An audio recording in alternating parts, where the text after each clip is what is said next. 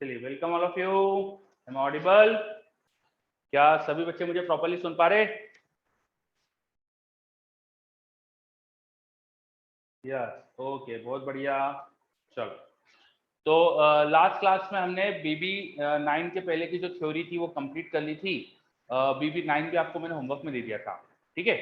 तो अब बीबी 9 अपन कल डिस्कस करेंगे, उसके नेक्स्ट क्लास में डिस्कस करेंगे, या अपन आज की क्लास के एंड में अगर टाइम बचेगा तो डिस्कस कर लेंगे, ठीक है। तो सबसे पहले तो थ्योरी से रिलेटेड अगर कुछ डाउट हो, जो भी अपन ने पढ़ा था उसमें आपने कभी बाद में पढ़ा हो, कुछ समस्या आई हो, कुछ पूछना हो, तो आप पहले तो वो पूछ सकते हो, ठीक है, जैसा आप हमेशा करते हैं। तो प्रीवियस क्लास में जो भी पढ़ा था उसकी थ्योरी में कुछ भी अगर समस्या हो और अगर सर सब एक क्लियर डाउट है। हाँ बोलिए। सर जो अपन ने सरफेस चार्ज डेंसिटी डिराइव की थी शेयरिंग ऑफ चार्ज में, ठीक है, तो एक मिनट सर, उसमें अपना आखिर में जो एक्सप्रेशन आया था वो आया था sigma 1 upon sigma 2 equals Q1 upon Q2 into R1 by R2 का होल स्क्वायर। ठीक है। तो सर फिर उसके बाद अपन ने लिखा था कि अपन को यहाँ से दिख रहा है कि sigma is inversely proportional to R। हाँ, आपने थोड़ा उल्टा बोला है। आपने Q1 बाय Q2 के बाद आपने R1 बाय R2 का स्क्वायर बोल दिया, जबकि उल्टा था, R2 बाय R1 का स्क्वायर था। अच्छा हाँ ठीक है सर, ये मैंने सिग्मा के लिए मिस्टेक किया चार्ज अभी। बाय एरिया होगा ना, तो एरिया नीचे आएगा, तो जैसे Q1 बाय R1 स्क्वायर होगा और Q2 बाय R2 स्क्वायर होगा, तो Q और R का इन्वर्स रेशियो होना चाहिए। हाँ, हाँ तो सर यहाँ पे तो स्क्वायर का टर्म आ रहा है, तो अपन ने उसको तो 1 पावर से ही कैसे इन्वर्स। चार्ज भी तो रेडियस पे डिपेंडेंट था ना। Q1 बाय Q2 का रेशियो भी तो कुछ था ना, हाँ सर। तो वो पुट अच्छा, करके तो आ उसको जाता है। पुट करने के बाद फिर एक आर आर कैंसिल हो जाता है। हाँ, बिल्कुल सही, ठीक ठीक है। है सर। हाँ, तो जैसे आपके मन में डाउट आया तो आपने अच्छा पूछा ये। कभी भी क्या होता है कि हम कई बार है ना, दो चीजों का रिलेशन देखने के लिए उनमें कई सारे वेरिएबल होते हैं। तो जब बहुत सारे वेरिएबल हो तो हम रिलेशन अच्छे से समझ नहीं पाएंगे, हमको किसी सिंगल वेरिएबल में चीजों को कन्वर्ट करना पड़ेगा, है ना। तो वो कन्वर्ट करके हमेशा सोचना चाहिए, ठीक है। चलो, अब यहाँ पे Q1 और Q2 भी रेडियस पे डिपेंडेंट है, तो हम अगर Q1 Q2 को हटाकर देखें तो रेडियस के स्क्वायर पे डिपेंडेंसी दिख रही है ना, इसलिए Q1 Q2 का रेशियो रखकर ही हमको सही रिलेशन मिल रहा है, ठीक है। तो हमेशा सिंगल वेरिएबल में कन्वर्ट करने की कोशिश करा करो, या कॉन्स्टेंट्स आ जाए बाकी चीजें तो भी चल जाएगा। चलो, और किसी को कोई भी डाउट? सर बीबी 9 का क्वेश्चन 15 और 16 एक बार समझा दीजिए लास्ट में। हाँ, वो अपन लास्ट में करेंगे, ठीक है। चलो, उसके अलावा कुछ डाउट किसी को? चलो, थ्योरी का डाउट कुछ भी नहीं है तो फिर अपन आगे बढ़ते हैं। आज अपन स्टार्ट करेंगे विथ इलेक्ट्रोस्टैटिक प्रेशर। आपकी एक रेस मैंने दी थी, इसके पिछले जो रेस दी थी उसमें क्वेश्चन आपसे छुड़वा दिया था, 15 नंबर का क्वेश्चन। मैंने बोला था उसको अपन बाद में कर लेंगे, है ना, वो आपको बताया नहीं था मैंने। तो वो पोर्शन अपन स्टार्ट करते हैं, इलेक्ट्रोस्टैटिक प्रेशर। इलेक्ट्रोस्टैटिक प्रेशर, ठीक है। क्या कॉन्सेप्ट होता है, क्या मतलब है, ये समझते हैं। मान लो मेरे पास कोई कंडक्टर है, कंडक्टर या कुछ नॉर्मल नॉन कंडक्टिंग ऑब्जेक्ट भी ले सकता हूँ, कोई भी एक मेरे पास बॉडी है जिस पर चार्ज है। मेरे पास कोई बॉडी है जिस पे चार्ज है। अब इस बॉडी पे जो भी चार्ज होगा, मैं अभी फिलहाल सरफेस का चार्ज ही देख रहा हूँ, ये सब चार्ज आपस में तो एक दूसरे को रिपेल करेंगे ना। बताओ, any two charge will try to have some force between them. तो कोई भी जो दो चार्ज है सरफेस पे, वो एक दूसरे को रिपेल कर रहे होंगे। तो अब मैं कहीं पर भी छोटे सा चार्ज ले लूं, मैं कहीं पर भी सरफेस पे छोटा सा चार्ज कंसीडर करूं, सरफेस का छोटा सा पोर्शन कंसीडर करूं, तो वो छोटा सा पोर्शन बाकी जगह के चार्जेस की वजह से रिपल्शन फील करेगा, and that repulsion will leads to a pressure. यहाँ पर हमको ऐसा लग रहा होगा कि चार्ज पे बाहर की तरफ फोर्स लग रहा है, और वही जो फोर्स अपॉन एरिया होता है उसको अपन बोलते हैं प्रेशर, ठीक है। तो किसी भी चार्ज बॉडी में चार्जेस के बीच में इंटरेक्शंस की वजह से, चार्जेस के बीच में फोर्स की वजह से एक बाहर की तरफ प्रेशर फील हो सकता है, बाहर की तरफ फोर्स फील हो सकता है। जो फोर्स फील होता है उसी को पर यूनिट एरिया दिखे तो उसे प्रेशर बोल देंगे अपन। बात समझ में आई? मीनिंग क्या है इलेक्ट्रोस्टैटिक प्रेशर का, है ना, ये हर चार्ज बॉडी में होना चाहिए, ठीक है। हाँ, अब मेरे पास एक डाउट आ रहा है कशिश का, बाहर की तरफ ही क्यों? यार, इस बॉडी पे पॉजिटिव पॉजिटिव चार्ज है, तो बाहर की तरफ ही तो आएगा फिलहाल। इस बॉडी के हिसाब से सोचो, या अगर पूरे को नेगेटिव चार्ज करता तो भी बाहर की तरफ ही आता ना, लाइक चार्जेस विल रिपेल, ठीक है कशिश,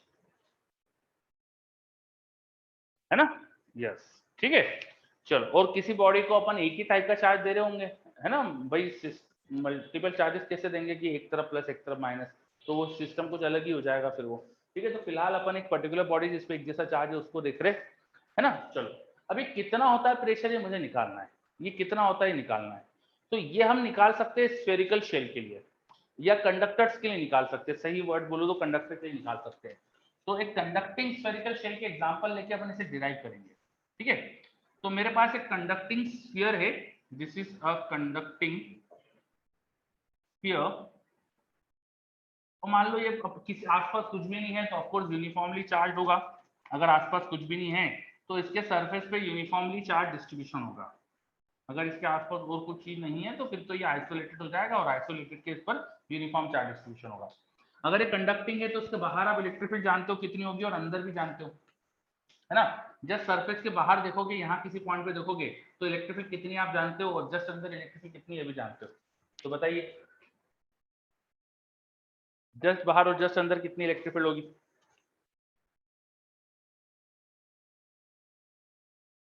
जल्दी से बताओ, कंडक्टर है, कंडक्टिंग स्फीयर लिया है मैंने, जस्ट बाहर और जस्ट अंदर। अथर का जवाब आ रहा है, ठीक है। जस्ट आउटसाइड पूछ रहा हूं मैं, एकदम कंडक्टर की जस्ट बाहर। हाँ, तो मुझे आप क्यू के टर्म में आंसर दे रहे हो, क्या सिग्मा के टर्म में बता सकते हो आंसर? इस कंडक्टर की सरफेस पे अगर सिग्मा चार्ज डेंसिटी है तो सिग्मा के टर्म में आंसर दे सकते हो। यहाँ पे इस लोकेशन पे सिग्मा चार्ज डेंसिटी थी तो सिग्मा के टर्म में आंसर दे सकते हो। Yes, sigma by epsilon naught, not two epsilon naught, sigma by epsilon naught. Conductor के पास, सरफेस के पास electric field sigma by epsilon naught होती है, sigma by two epsilon naught नहीं होती। ठीक है, यहाँ जो इलेक्ट्रिक फील्ड होती है अपन ने पढ़ा था, just outside surface of conductor electric field जो होती है वो सिग्मा बाय एप्सिलॉन नॉट होती है और जस्ट इनसाइड जीरो होती है। ये अपन ने प्रूव भी करा था, कंडक्टर के प्रॉपर्टीज में लिखा है ये पॉइंट। बाय टू नहीं आता यहाँ, बाय टू होता है एक लार्ज सिंगल सरफेस की वजह से, एक अकेली चार्ज सरफेस होती है ना लार्ज, उसकी वजह से sigma by two epsilon naught होती है। ठीक है, और जब कंडक्टर होता है तो सिग्मा बाय एप्सिलॉन नॉट आती है। चलो, क्या ये समझ में आ गया? ओके, है ना। अब जैसे यहाँ गलती हो गई ना आपसे बोलने में, ऐसे गलतियां बहुत होती है इलेक्ट्रोस्टैटिक्स में, तो हमेशा हर चीज के साथ वो कंडीशंस भी प्रॉपर्ली याद रखना चाहिए अपन को। ठीक है, तो शॉर्ट नोट्स बना लो, सारे फॉर्मूले लिख लो अच्छे से और डेली रिवाइज करो फॉर्मूलेस को। ये वाली गलती बहुत होती है इलेक्ट्रोस्टैटिक्स में, है ना, इसको बचाना है। चलो आगे बढ़ते हैं। तो अब इलेक्ट्रिक फील्ड ये जो अंदर और बाहर की है, ये इलेक्ट्रिक फील्ड हम जानते हैं। ठीक है, अब एक काम करता हूँ, मैं यहाँ पर कंडक्टर में छोटा सा होल क्रिएट कर देता हूँ। मैं कंडक्टर में कट लगाता हूं और एक कंडक्टर के सरफेस का पोर्शन हटा देता हूं। ठीक है, तो ये पूरा जो मेरे पास स्फीयर था ना, उस स्फीयर को ऐसा नहीं मान सकता कि मेरे पास एक कंडक्टर स्फेरिकल शेल है जिसमें एक होल है, और जो होल का मटेरियल था उसको मैंने बाहर निकाल लिया। थोड़ा सा ये ऐसा थिकनेस भी दिख जाएगी इसके अपन को, है ना। ये जो पूरा स्फीयर था, इस स्फीयर में यहाँ पे मैंने एक सर्कुलर होल करा। ठीक है, मैंने अच्छे से वहां पे बढ़िया सर्कल जैसा कट करा और जो वहां पे मुझे स्फीयर का पोर्शन दिखा उसको बाहर निकाल दिया। ठीक है, अगर पूरे स्फीयर पे चार्ज डेंसिटी, सरफेस पे चार्ज था तो यहाँ पर भी चार्ज होगा इस डिस्क जैसी चीज पे, ये डिस्क जैसा दिखेगा, इस पर भी चार्ज है। ठीक है, इस डिस्क पे भी चार्ज है ना। और इन दोनों को अगर मिला दूंगा तो पूरा स्फीयर बन जाएगा, इन दोनों को ऐड कर दूंगा तो पूरा स्फीयर बन जाएगा। ठीक है, तो स्फीयर के ऊपर मैंने एक छोटा सा होल बना के वहां पे से पोर्शन, स्फीयर की सरफेस का कुछ पोर्शन मैंने कट करके बाहर निकाल दिया। अब इन दोनों को मिलाकर जो इलेक्ट्रिक फील्ड आप जानते हो, है ना। अच्छा, ये जो छोटा सा डिस्क जैसा पोर्शन है ना, इसकी एक सरफेस पे एक तरफ चार्ज है, कितना चार्ज डेंसिटी है, जो यहाँ सिग्मा चार्ज डेंसिटी होगी वही होगी वहां पे। ठीक है, इसकी यहाँ पर सिग्मा चार्ज डेंसिटी, इस पर सिग्मा चार्ज डेंसिटी, तो इसकी वजह से outside just close to it electric field आप लिख सकते हो।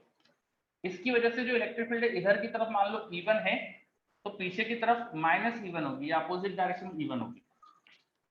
ड्यू टू ये जो डिस्क वाला पोर्शन है ना, इस डिस्क की वजह से, इस डिस्क की वजह से आगे और पीछे इलेक्ट्रिक फील्ड आप जानते हो कितनी होगी। ठीक है, और वो इलेक्ट्रिक फील्ड की डायरेक्शन फॉरवर्ड डायरेक्शन में आगे देखोगे आगे की तरफ होगी, पीछे देखोगे पीछे की तरफ होगी। क्या ये समझ में आया? इलेक्ट्रिक फील्ड कितनी है वो बता भी दूंगा, अभी मैंने उसके बारे में मैग्नीट्यूड की बात नहीं करी, डायरेक्शन की बात करी है। ठीक है, और जो बचा हुआ स्फीयर था जिसमें होल था, उसके लिए जस्ट आउटसाइड होल और जस्ट इनसाइड होल दोनों में कोई फर्क नहीं होगा। यहाँ दोनों तरफ वो सेम इलेक्ट्रिक फील्ड बनाएगा, उसे मैंने E2 बोल दिया। तो बचे हुए स्फीयर है उसके जस्ट बाहर ही जस्ट अंदर कोई ज्यादा फर्क दिखेगा नहीं आपको। आप ऐसा इमेजिन करो कि आपके पास एक वो पानी का मटका जो होता है ना वो है, और उसका एक छोटा सा ऊपर मुंह है ना, अपन पानी जिसमें से भरते हैं निकालते हैं, उस जो ओपनिंग है ना मटके की, उसके सेंटर के जस्ट बाहर या जस्ट अंदर कोई फर्क नहीं दिखेगा। मटके के सारे चार्जेस एक जैसे दिखेंगे दोनों लोकेशन से, तो एक जैसे चार्जेस दिखेंगे तो फिर इलेक्ट्रिक फील्ड भी एक जैसे आना चाहिए। तो ये जो स्फीयर है ना, इस स्फीयर जिसमें होल था, उस स्फीयर की वजह से जस्ट आउटसाइड जस्ट अंदर इलेक्ट्रिक फील्ड सेम ही होगी, E2 E2। ये समझ में आया?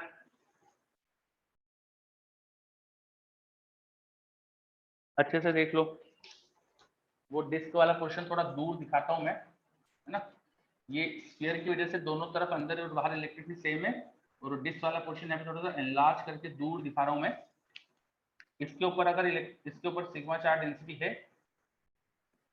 और इसकी इलेक्ट्रिक फील्ड दोनों साइड पे इवन इवन दिखाई है मैंने। यहाँ पर इवन बाहर की तरफ होगी और पीछे की तरफ इवन अंदर की तरफ इस साइड हो जाएगी।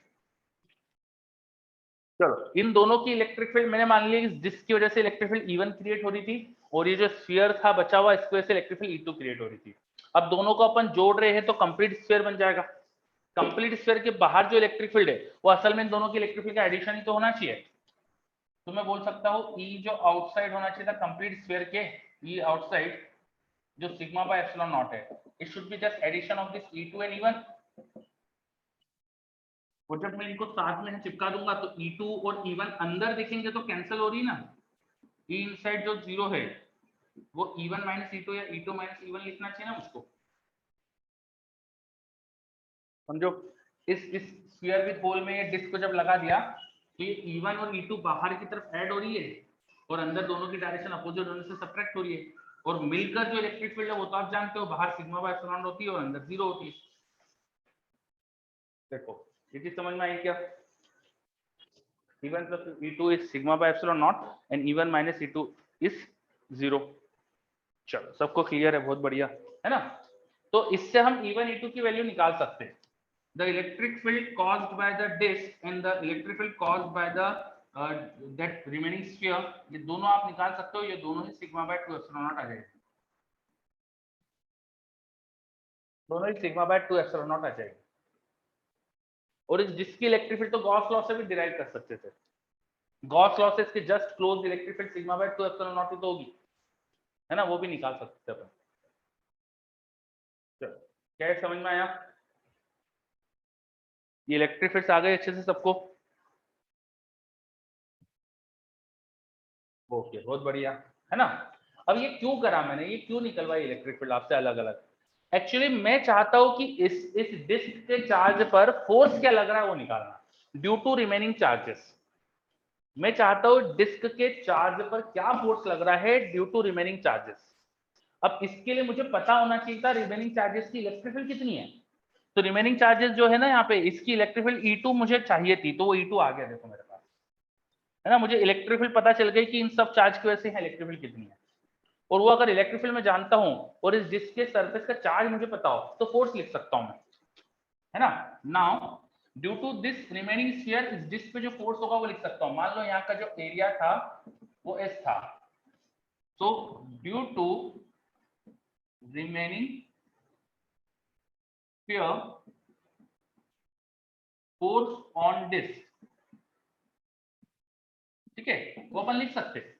वो हो जाएगा इसकी वजह से जो इलेक्ट्रिक फील्ड है E2 इंटू इसका जो चार्ज है, चार्ज हो जाएगा surface charge density into S।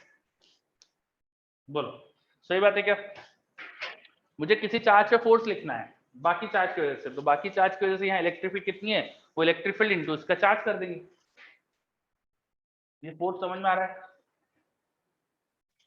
अच्छे से देखो, है ना। चलो सबको क्लियर है आई थिंक, किसी ने कोई डाउट नहीं पूछ रहा है। तो ये फोर्स आपको क्लियर हो रहा है, तो फोर्स पता चल गया, तो फोर्स बाय एरिया प्रेशर आ जाएगा। नाउ प्रेशर, प्रेशर हो जाएगा सिंपली, ये जो फोर्स था E2 की वैल्यू डाल देता हूँ। E2 की वैल्यू थी sigma by 2 epsilon not into sigma into S। तो इसमें एस से बस डिवाइड कर दे, फोर्स बाय एरिया ले ले तो आ जाएगा sigma square by 2 epsilon not. ये आ गया इलेक्ट्रोस्टैटिक प्रेशर के लिए एक्सप्रेशन, इलेक्ट्रिक प्रेशर या इलेक्ट्रोस्टैटिक प्रेशर के लिए एक्सप्रेशन। तो जब किसी कंडक्टर पे चार्ज होता है तो कंडक्टर का चार्ज बाकी चार्ज की वजह से फोर्स फील करता है, एंड दैट फोर्स की वजह से उसको प्रेशर फील हो रहा था, और वो प्रेशर का फॉर्मूला आ गया sigma square by 2 epsilon not. बोलो सब बच्चे अच्छे से देखो, किसी को कोई भी डाउट हो तो बताइए मुझको।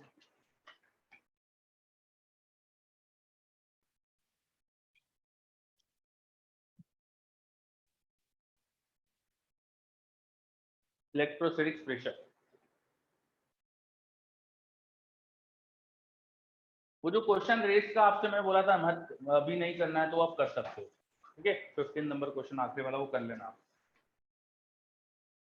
ओके, तो अगर इलेक्ट्रोस्टैटिक प्रेशर समझ में आ गया अच्छे से, तो इसके ऊपर बेस्ड एक क्वेश्चन पूछता हूँ मैं आपसे, है ना। एक क्वेश्चन पूछता हूँ, देखो मेरे पास एक है ना स्फीयर था, एक स्फीयर था जो मैंने नॉन कंडक्टिंग मटेरियल से बनाया था, नॉन कंडक्टिंग मटेरियल का बना हुआ स्फीयर है। इसको मैंने यूनिफॉर्मली चार्ज करा, यूनिफॉर्मली चार्ज करा, इसके सरफेस पे चार्ज है, तो मेरे पास स्फेरिकल शेल है। इसको यूनिफॉर्मली चार्ज कर चुका हूँ, ठीक है। मान लो इस पे चार्ज था Q। अब मैंने क्या करा, इसे दो हाफ में कट कर दिया, मेरे पास दो हेमिस्फीयर बन जाएंगे, दो हाफ में कट करूंगा तो दो हेमिस्फीयर बन गए मेरे पास, दो उसको हाफ में कट कर दिया तो हेमिस्फीयर बन जाए। ये हेमिस्फीयर एक दूसरे को रिपेल कर रहे होंगे, दोनों पे प्लस प्लस चार्ज एक दूसरे को रिपेल कर रहे होंगे, तो वो हेमिस्फीयर थोड़ा दूर दिखाता हूँ मैं आपको अच्छे से दिखे इसलिए। तो मेरे पास ऐसे दो हेमिस्फीयर बन गए, इन दोनों पर चार्ज हो गया Q/2 यूनिफॉर्मली डिस्ट्रीब्यूटेड, ठीक है। अब ये दोनों हेमिस्फीयर में रिपल्शन होगा, इनको आपको अगर पूरा स्फीयर जैसा बना के रखना है इनको ज्वाइन करके, तो आपको कुछ फोर्स लगाना पड़ेगा। What is the force needed to join this two hemisphere to form a complete spherical shell? क्या फोर्स की जरूरत पड़ेगी जो इनको ज्वाइन करने के लिए रिक्वायर्ड होगा, जिससे पूरा स्फेरिकल शेल बन जाए? बताइए, क्वेश्चन समझ में आ गया सबको? आप लिख लीजिएगा अच्छे से, है ना। What force is needed to join the two hemispheres to form a complete spherical shell? बताओ।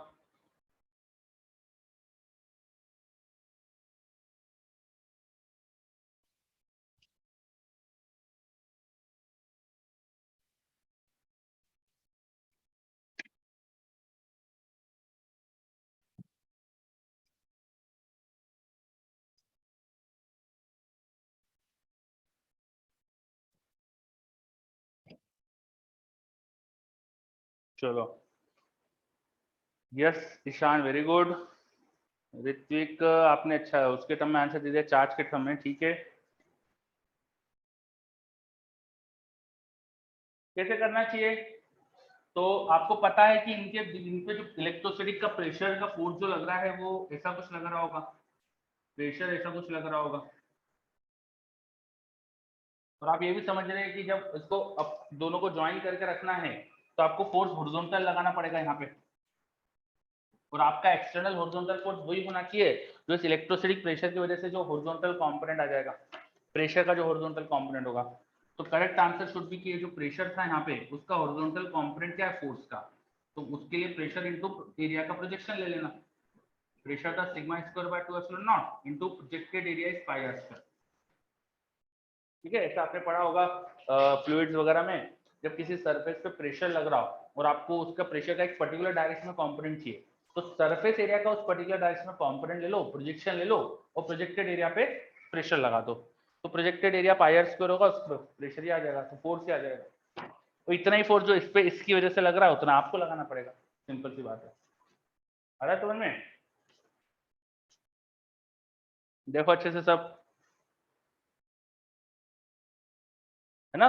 तो ये इसका एक बहुत अच्छा एप्लीकेशन हो जाता है, ठीक है। Is this clear? सबको अच्छे से क्लियर हो रहा है?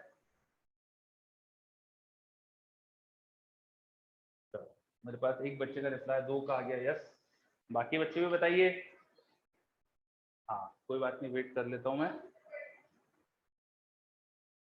ओके, अब इसी का एक एक्सटेंशन है ना, इरोडो का एक क्वेश्चन दिया हुआ है जो आपको 1 2 3 4 में भी मिलेगा कि एक स्फीयर पे यूनिफॉर्मली चार्ज डिस्ट्रीब्यूटेड है, तो उस स्फीयर का रेडियस पहले दे दी और उसको बाद में चार्ज दिया। चार्ज देने पर उसमें ना कुछ स्ट्रेस डेवलप होगी या उसके अंदर कुछ रेडियस में इंक्रीमेंट हो जाएगा, स्ट्रेन डेवलप होगी। ठीक है, क्वेश्चन में फिर से अच्छे से रिपीट करता हूँ। देखो यहाँ पे एक क्वेश्चन रिपीट कर रहा हूँ।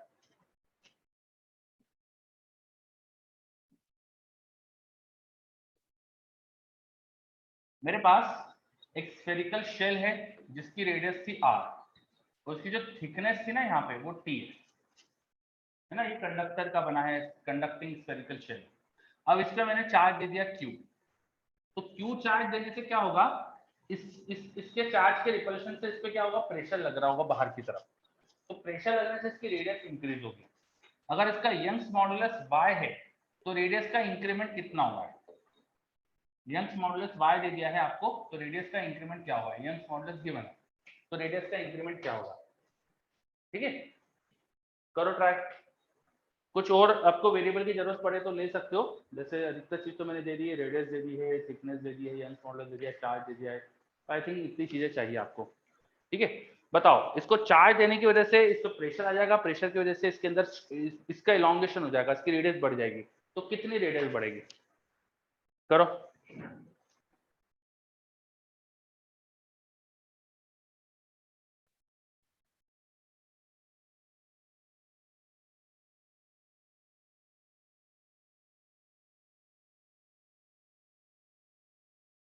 क्वेश्चन रिपीट कर देता हूँ, मेरे पास एक स्फीयर था, कंडक्टिंग स्फीयर है, उस कंडक्टिंग स्फीयर की रेडियस r थी, उसकी थिकनेस जो है यहाँ पर, उसकी जो स्लाइड थिकनेस यहाँ पे दिखेगी वो t है। ठीक है, इसमें चार्ज दिया, चार्ज देने से इसमें इलेक्ट्रोस्टैटिक प्रेशर की वजह से रेडियस इंक्रीज हो रही है, तो आपसे पूछा रेडियस में इंक्रीमेंट कितना होगा, है ना, थोड़ा सा ही होगा, कितना होगा, यंग्स मॉडुलस दे चुका उसका मैं आपको, Young's modulus is y।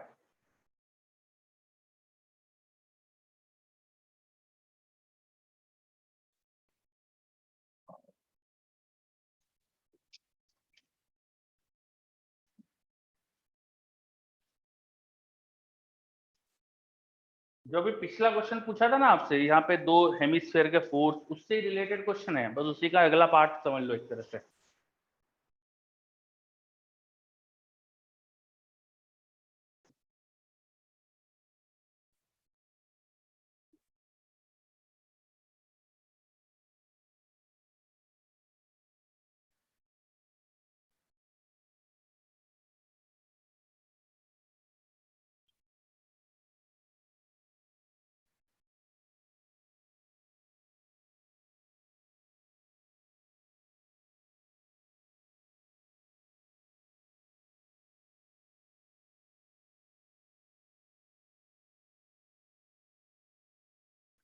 Surface पे चार्ज कितना दिया है वो दिया है मैंने आपको, क्यू दिया है, क्यू दिया है तो सिग्मा भी आ जाएगा आपके पास, सिग्मा हो जाएगा।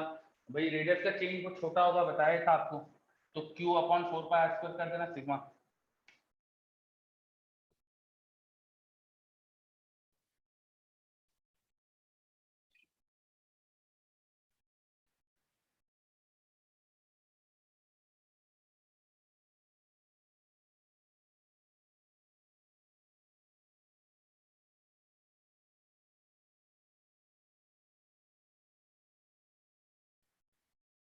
चलो ऋतिक का जवाब भी आ गया, वेरी गुड। ये एस मतलब शायद सिग्मा स्क्वायर लिखा होगा, ओके देखते।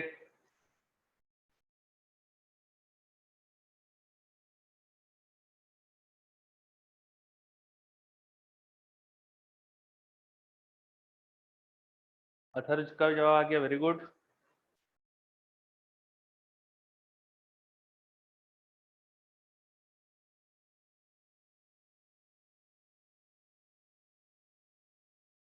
आपको पिछले क्वेश्चन से रिलेटेड ही सोचना है, जो पिछला क्वेश्चन दिया था ना फोर्स, उससे ही थोड़ा आगे बढ़ना है तो हो जाएगा आपका। पिछले क्वेश्चन में आपको मैंने बता दिया था कि दो हेमिस्फीयर पोर्शंस में फोर्स क्या होगा रिपल्शन का। वहां पे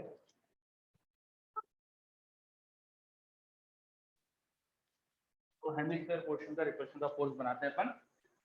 तो ये हमारा मान लो एक हेमिस्फेरिकल पोर्शन था, इस हेमिस्फीयर पे कितना फोर्स लग रहा था दूसरे की वजह से वो आप जानते हो, तो वो जो फोर्स लग रहा है उसका हॉरिजॉन्टल कंपोनेंट आपने निकाला था पिछले क्वेश्चन में, अब वो सोचो कि उस फोर्स से जो ये उधर वाला हेमिस्फीयर है, इस फोर्स की वजह से जाने की कोशिश कर रहा होगा दूर, तो उसे रोकने के लिए मैंने अगर यहाँ कट करके देखा तो यहाँ जो थोड़ी सी अपन को थिकनेस दिखेगी ना इसकी हेमिस्फीयर की, यहाँ पर स्लाइटली जो थिकनेस दिखेगी, उस थिकनेस का जो एरिया होगा उस पूरे एरिया पर एक फोर्स लगाने की कोशिश करेगा दूसरा तरफ का हेमिस्फीयर, जो रिपल्शन के फोर्स को बैलेंस करेगा, है ना। मैं अगर इसको बीच में से काट दूं तो इधर जो हेमिस्फीयर है उस हेमिस्फीयर पे पूरे स्फीयर पे जो चार्ज की वजह से बाहर की तरफ फोर्स लग रहा है वो आपने निकाला था, और वो फोर्स को बैलेंस कौन कर रहा होगा। तो यहाँ पे अगर कट करके देखेंगे तो मुझे जो स्लाइड थिकनेस दिखेगी ना, उस थिकनेस में मटेरियल के अंदर एक फोर्स डेवलप होना चाहिए, एक स्ट्रेस फोर्स डेवलप होना चाहिए जो इसे रोकने की कोशिश करेगा। तो यहाँ पे स्ट्रेस का फोर्स है, यहाँ पे कुछ ये स्ट्रेस फोर्स दिखा रहे हैं। समझ में आई बात। तो तुम ये स्ट्रेस फोर्स जानते हो कितना है, ये स्ट्रेस फोर्स जानते हो कितना है, ये अभी थोड़ी देर पहले कैलकुलेट करा था। तो वो जो फोर्स आया था ना sigma square by 2 epsilon not into area pi r square, यही तो स्ट्रेस फोर्स होगा। अब स्ट्रेस फोर्स किस एरिया पे लग रहा है, तो यहाँ पे ये रेडियस आर थी तो पूरी सरकमफरेंस 2 पाई आर है।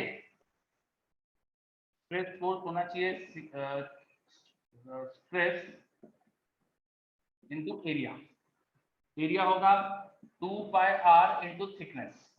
यहाँ पर अगर ये थिकनेस छोटी सी टी है तो जो क्रॉस सेक्शन एरिया दिख रहा है ना जिसपे फोर्स डिस्ट्रीब्यूटेड होगा, ये फोर्स जिस एरिया पे डिस्ट्रीब्यूटेड है वो 2 पाई आर टी है। यहाँ पर अपन को जो क्रॉस सेक्शन एरिया दिख रहा होगा जिसमें फोर्स डिस्ट्रीब्यूटेड है वो 2 पाई आर टी है। तो देखो आपको स्ट्रेस मिल गई, और स्ट्रेस बाय गामा कर दो तो स्ट्रेन आ जाएगी। समझ पा रहे हो, आपको यहाँ से स्ट्रेस मिल गई और स्ट्रेस बाय गामा कर दो तो स्ट्रेन आ जाएगी। तो स्ट्रेन होना चाहिए change in radius upon original radius. अगर रेडियस का चेंज आर का डेल्टा आर हुआ है तो delta are by r should be strain. तो डेल्टा आर बाय आर की वैल्यू मिल गई आपको, it should be 1 by gamma into stress, and stress was 2 pi r t. यहाँ से डिवाइड कर दो तो एक पाई आर कैंसिल हो गया, ये हो गया sigma square by 2 epsilon not, एक पाई आर कैंसिल हो चुका है, अपॉन में 2 और आ जाएगा, ऊपर एक आर नीचे 2t।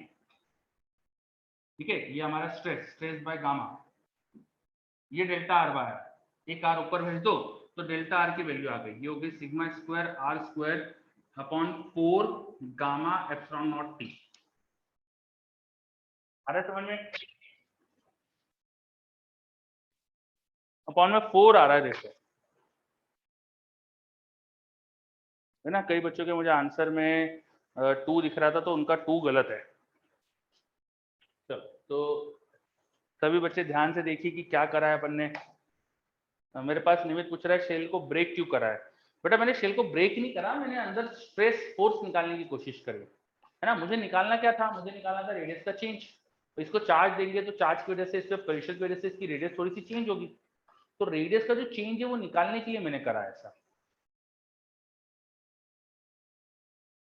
ठीक है, इसको बीच में से ऐसा हाफ कट करा, तो हाफ कट करके मुझे यहाँ पे क्रॉस सेक्शन एरिया पे जो स्ट्रेस का फोर्स दिख रहा होगा वो स्ट्रेस का फोर्स मिल जाएगा, वो इस एफ फोर्स के बराबर होगा, तो एफ फोर्स स्ट्रेस फोर्स के बराबर कर दिया अपन ने, है ना। ठीक है, तो स्ट्रेस मुझे पता चल गया, stress by Young's modulus should be strain, strain should be delta are by r. अगर रेडियस में चेंज डेल्टा आर का हुआ है तो डेल्टा आर बाय आर यही तो स्ट्रेन होना चाहिए थी। तो बस यहाँ से सॉल्व करके आ गया अपना आंसर। देखो अच्छे से सब बच्चे, थोड़ा इसमें इलास्टिसिटी का यूज हो रहा है, इलास्टिसिटी चैप्टर देखो अप्लाई हो गया यहाँ पे पूरा, इलेक्ट्रोस्टैटिक्स में इलास्टिसिटी अपन ने मिला दिया।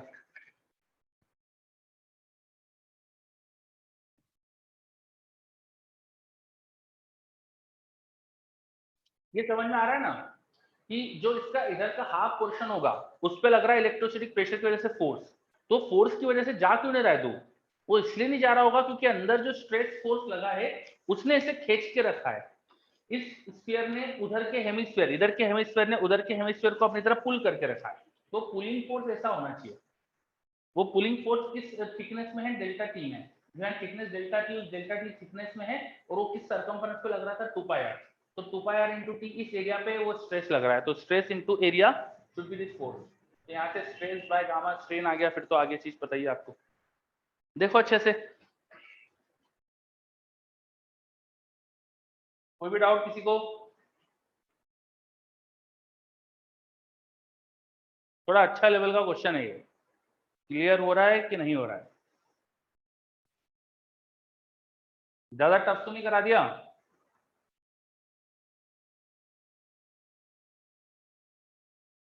चलो क्लियर, बहुत बढ़िया है ना। हाँ थोड़ा मतलब बताओगे तो समझ में आएगा कि ऐसे क्वेश्चन करा सकता हूँ कि नहीं करा सकता हूँ। अगर ज्यादा रिप्लाई नहीं आएगा तो फिर मुझे लगेगा कि यार ऊपर से जा रहा है तो नहीं कराऊंगा फिर ऐसे क्वेश्चन। ठीक है। हाँ आयुष बोल रहा है फोर्स नहीं आ रहा है निकालना। अच्छा तो फोर्स के लिए देख मैंने क्या करा था, वो अपन ने पिछले क्वेश्चन में करा था ना, यहाँ पे इलेक्ट्रोस्टैटिक प्रेशर जो लग रहा था, तो उस प्रेशर की वजह से किस एरिया पर फोर्स लग रहा है वो एरिया पाई आर स्क्वायर होगा। तो पूरा प्रेशर जो इस पे डिस्ट्रीब्यूट होगा ऐसा हेमिस्फीयर पे, वो पूरे उसके हेमिस्फीयर की कर्व सरफेस पे होगा, और इस हेमिस्फीयर का horizontal projection should be pi r square, इसलिए फोर्स होना चाहिए pressure into pi r square. ठीक है, समझ में आ रहा है आयुष? यस ओके बहुत बढ़िया। चलो तो अपन ने इलेक्ट्रोस्टैटिक प्रेशर उससे रिलेटेड एक क्वेश्चन देखा यार, ये सरफेस टेंशन वाले चैप्टर में भी इंक्लूड कर सकते हैं इसको, पता है आपके पास, आपने पढ़ा होगा सरफेस टेंशन में कि मेरे पास अगर कोई बबल है, ठीक है, वाटर का बबल है सपोज, तो उस वाटर बबल के अंदर एक्सेस प्रेशर होता है। बाहर का प्रेशर अगर एटमॉस्फेरिक प्रेशर है तो अंदर प्रेशर ज्यादा होता है, P is greater than P not, है ना। और कितना ज्यादा होता है, इनका डिफरेंस क्या होता है, 2T बार लिखना चाहिए 4T बार लिखना चाहिए, बताओ जरा। रेडियस यहाँ पे आ रहा है अगर, तो क्या होता है एक्सेस प्रेशर, 4T/R होना चाहिए। वेरी गुड, बबल में 4T/R। ठीक है, अब इस बबल को अगर मैं चार्ज कर दूं, अगर बबल को चार्ज कर दूं, मान लो इसको मैंने चार्ज दे दिया, इसको मैंने चार्ज दिया जिससे इसकी सरफेस पे चार्ज डेंसिटी आ गई सिग्मा, सिग्मा गिवन है आपको, इसकी सरफेस पे सिग्मा चार्ज डेंसिटी क्रिएट कर दी, तो प्रेशर बदल जाएगा अंदर। अब क्या हो जाएगा बता सकते हो क्या, नया प्रेशर क्या होगा, find P dash after charging, pressure क्या हो जाएगा बता सकते हो क्या? ये तो पुराना, अब नया प्रेशर P डैश है, पुराना लिखा है नीचे। चार्जिंग के बाद प्रेशर चेंज हुआ कि नहीं पहले तो ये सोचो।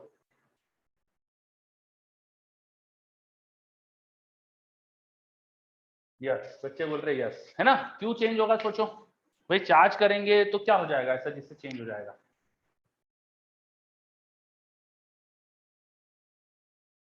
रिपल्शन, बिल्कुल सही है ना, रिपल्शन हो जाएगा। तो बाहर की तरफ है ना, इलेक्ट्रोस्टैटिक्स की वजह से प्रेशर लग जाएगा, इलेक्ट्रोसिटी की वजह से प्रेशर लग जाएगा। यस बाहर की तरफ प्रेशर लग जाएगा। तो बताओ अब अंदर नेट प्रेशर क्या होना चाहिए, अब अंदर का एयर का प्रेशर क्या होना चाहिए बताओ? यस ईशान बिल्कुल सही। कितना लिखेंगे बता दो, ये P डैश की वैल्यू बता दो मुझे।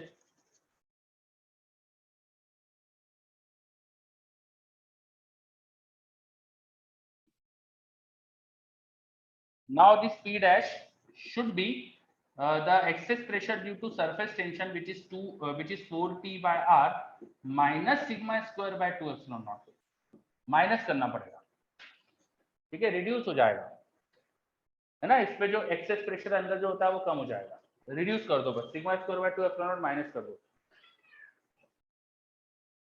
ठीक है।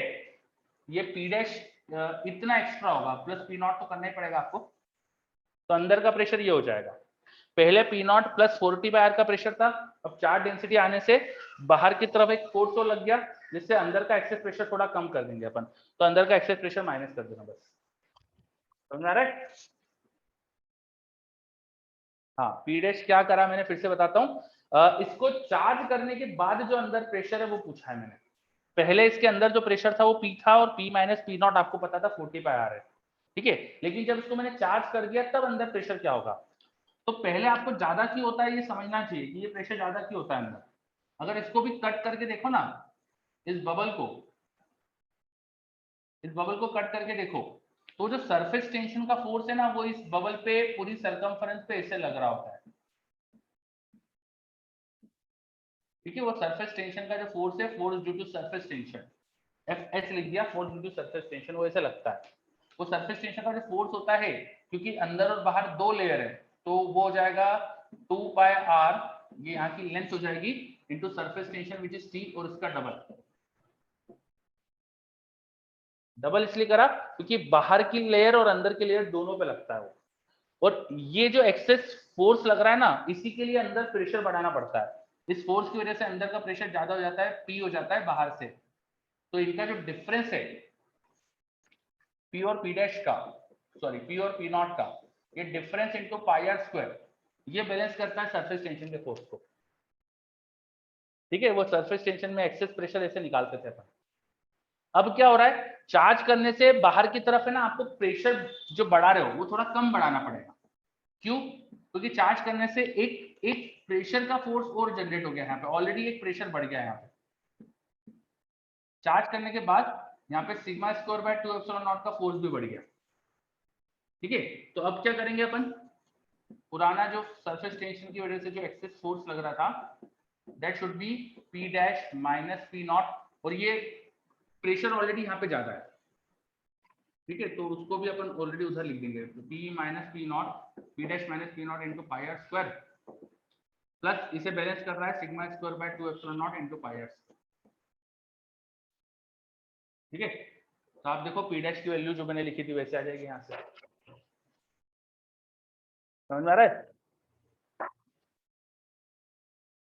ठीक है, बाहर की तरफ एक्सेस, बाहर की तरफ ये प्रेशर लगने से अब अंदर एयर का प्रेशर थोड़ा कम बढ़ाना पड़ेगा आपको। चल, तो ये अपन ने यहाँ पर समझा कि सरफेस टेंशन वाले क्वेश्चन में भी इसको इंक्लूड कर सकते थे, और भी जगह कर सकते हैं। ये तो एक दो एग्जांपल दिए मैंने आपको। ठीक है, चलो फिलहाल के लिए सफिशिएंट है इतने एग्जांपल। अब अपन आगे बढ़ते हैं। तो ये एक्सेस प्रेशर, ये जो इलेक्ट्रोस्टैटिक प्रेशर वाला पूरा टॉपिक अपन ने पढ़ा, ये सब क्लियर अच्छे से है ना? अब इसके बाद नेक्स्ट चीज हम स्टार्ट करेंगे इलेक्ट्रोस्टैटिक पोटेंशियल एनर्जी, जो अपन ने पहले पढ़ रखी है। Electrostatic potential energy, electrostatic potential energy, ये आपको पहले भी पढ़ा चुका हूं मैं आपको बस रिकैप करा रहा हूँ, एक दो नए क्वेश्चन करेंगे।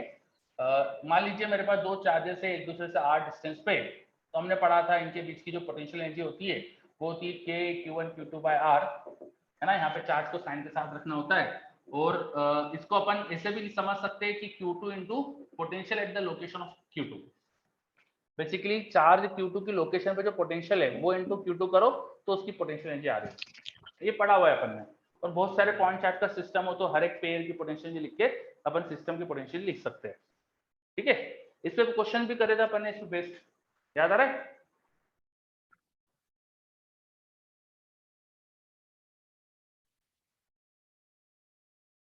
चलो, तो ये आपको शायद याद होगा कि अपने इलेक्ट्रोस्टैटिक पोटेंशियल पढ़ी है। अब इसके ऊपर बेस्ड मैं एक दो कुछ और क्वेश्चन कराना चाह रहा हूँ, और फिर एक नई चीज समझेंगे अपन, सेल्फ एनर्जी। तो एक क्वेश्चन है आपके लिए, मेरे पास एक स्क्वायर है, उस स्क्वायर के हर कॉर्नर पे एक चार्ज था Q। स्क्वायर के हर कॉर्नर पे एक चार्ज था यहाँ पर Q। ठीक है, चार्जेस को नाम दे दूं अगर मैं, तो ये मैं बोल देता हूँ फर्स्ट चार्ज, ये सेकेंड, ये थर्ड, और ये फोर्थ। सबको फिक्स कर रखा है अपन ने, है ना? 4 charges are fix on the vertices of square of side length A। ठीक है, अब मैंने किसी एक चार्ज को छोड़ा, ये Q को छोड़ा, तो क्या होगा बताओ? Q को छोड़ा तो क्या होगा? अगर बाकी सबको पकड़ के रखा है, फिक्स कर रखा है, और एक चार्ज को छोड़ दिया तो क्या होगा? क्या वो यहीं बैठे रहेगा? No, move away, yes. जो भी उसपे फोर्स की डायरेक्शन है, उस फोर्स की डायरेक्शन के अलोंग चल जाएगा। वो कहां तक चले जाएगा? कब तक मूवमेंट चलता रहेगा इसका? इंफिनिटी तक, है ना? Yes, it will move away to infinity, yes. उसको छोड़ेंगे तो इंफिनिटी चला जाएगा। अच्छा, इंफिनिटी जाएगा तो इंफिनिटी में उसकी कुछ काइनेटिक एनर्जी हो जाएगी ना, फोर्स की वजह से कुछ एनर्जी गेन कर लेगा, वो स्पीड गेन कर लेगा, तो काइनेटिक एनर्जी हो जाएगी। जब यहाँ से फोर्स लगेगा तो फोर्स की वजह से कुछ स्पीड गेन करेगा, स्पीड से काइनेटिक एनर्जी गेन हो जाएगी, यस। तो इसे छोड़ेंगे तो इन्फिनिटी गया। अच्छा, इसको छोड़ने के बाद थोड़ी देर बाद इसको भी छोड़ दिया मैंने, तो ये भी इन्फिनिटी चला जाएगा, है ना? If Q1 is released, its kinetic energy at infinity is K1, Q1 को छोड़ा हुआ इंफिनिटी क्या उसकी काइनेटिक एनर्जी K1 है, then Q2 is also released. Its kinetic energy at infinity is K2. उसकी काइनेटिक एनर्जी इंफिनिटी पे K2 है. Find करिए K1 माइनस K2. बताओ. Q1 को छोड़ा वो इंफिनिटी चला गया, थोड़ी देर बाद Q2 को छोड़ दिया तो वो भी इंफिनिटी चला गया. सब चार्जेस है तो एक जैसे ही थे, Q नाम बस दे दिया मैंने फर्स्ट टू सेकंड.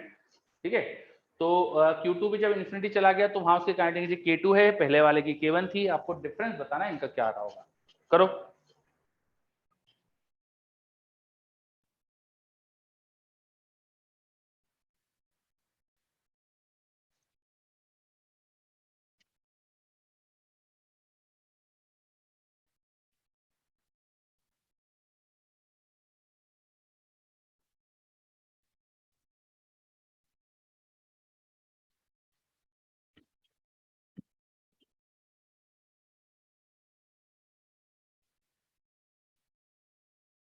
चलिए क्वेश्चन.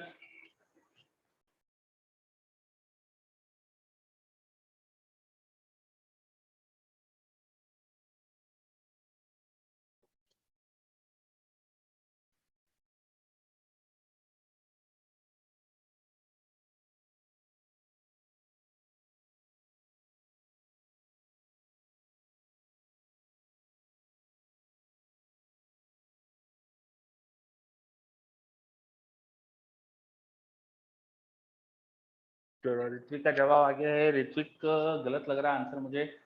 आपका डायमेंशनली गलत है आंसर.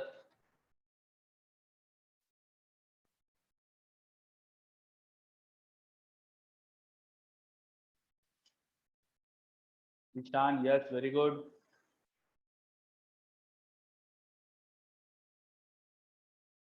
ऋत्विक अब सही है. नहीं ऋत्विक थोड़ा अभी भी नीचे मिस्टेक है.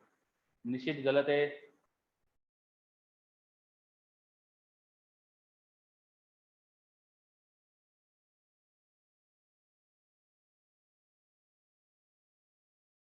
सानिध्य ठीक है वेरी गुड.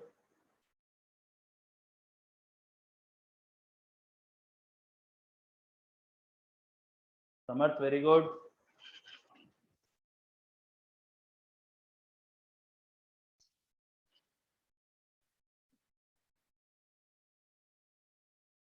जिन जिन का सही आंसर आ रहा है कैसे कर रहे हैं. Ayush very good.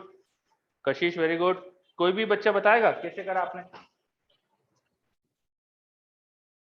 क्या करा.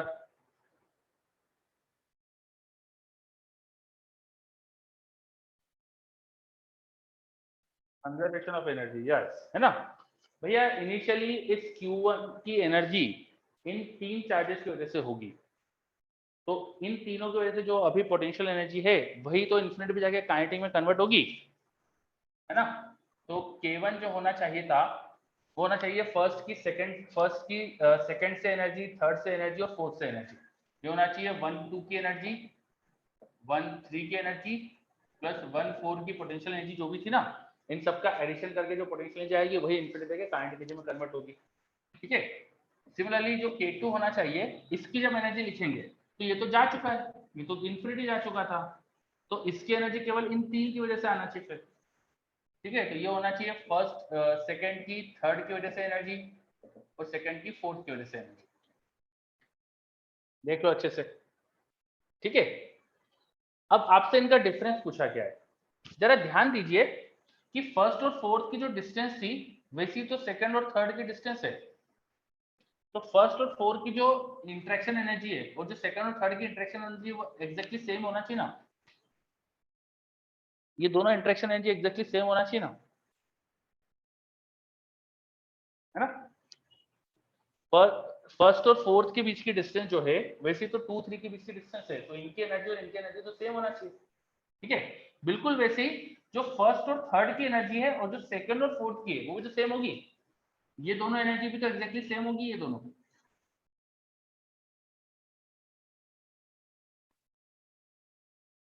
ठीक है,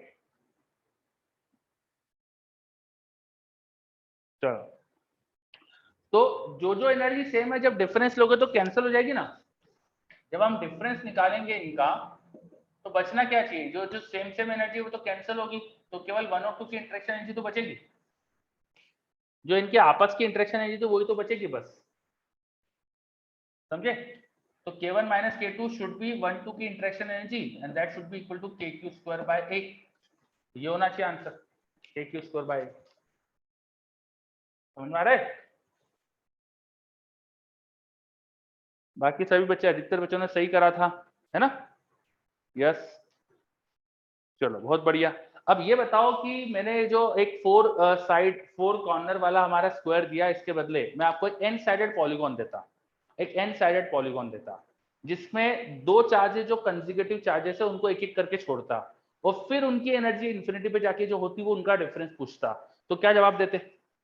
सपोज मेरे पास साइड लेंथ ए का एन साइडेड पॉलीगॉन है, ए साइड लेंथ का एन साइडेड पॉलीगॉन है, ए साइड लेंथ का एन साइडेड पॉलीगॉन है, और उसमें मैं सेम चीज करता, पहले एक चार्ज को छोड़ा, थोड़ी देर बाद दूसरे चार्ज को छोड़ा, दोनों इन्फिनिटी पहुंच गए, दोनों की काइनेटिक एनर्जी इन्फिनिटी पे जो इनका डिफरेंस पूछता, सब क्या आंसर आता आपका।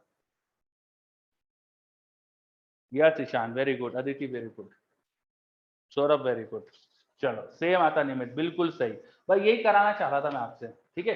ये तो मैंने आपको ऐसे दिया था, मेन क्वेश्चन तो वही था कि एन साइडेड पॉलीगॉन में दो चार्जेस कंसेक्यूटिव छोड़े तो इन्फिनिटी पे जाने पे जो उनकी एनर्जी का डिफरेंस आएगा, एक्चुअली वो आपस की इंटरेक्शन एनर्जी ही होगी, क्योंकि इन दोनों की बाकी से जो इंटरेक्शन एनर्जी है वो तो सेम थी, जो डिफरेंस आएगा इनकी एनर्जी में वो आपस की इंटरेक्शन एनर्जी का ही होगा, है ना।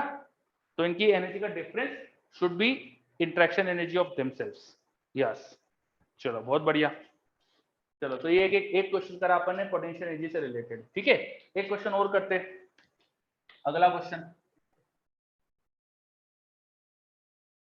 मेरे पास एक इनफाइनाइट लार्ज प्लेट या एक सरफेस है, इनफाइनाइट लार्ज सरफेस है, इनफाइनाइट लार्ज सरफेस है, इस पूरे पे चार्ज डिस्ट्रीब्यूटेड है, the charge density is sigma, इसकी सरफेस चार्ज डेंसिटी सिग्मा है, और इसमें से मैंने क्या करा, एक सर्कुलर रीजन काट के निकाल दिया,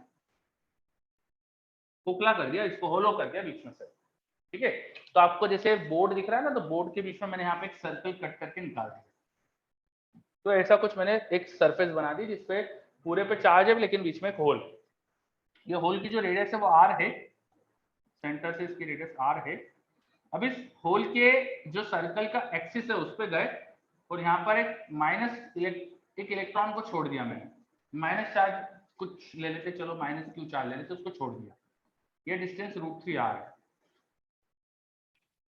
क्या होगा, वो चार्ज वहां छोड़ेंगे तो क्या होगा, इसमें पॉजिटिव चार्ज था और नेगेटिव चार्ज है, क्या होगा बताओ। माइनस चार्ज तो वहां छोड़ेंगे तो क्या होगा, वो इसके एक्सिस पर है, ये जो प्लेट है ना, इसमें सर्कल काटा और प्लेट से बिल्कुल परपेंडिकुलर सर्कल के एक्सिस पर रखा है वो चार्ज, तो क्या होगा।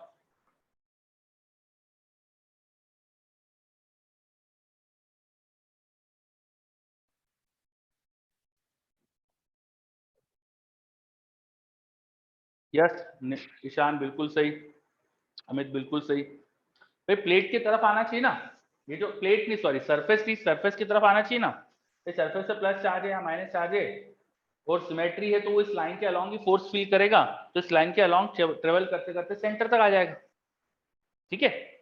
जब वो सेंटर पे आएगा तो उसकी काइनेटिक एनर्जी क्या होगी बताओ। Kinetic energy of minus Q when it reaches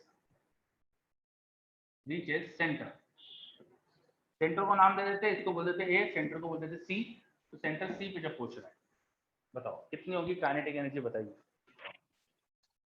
चलो आसान क्वेश्चन है।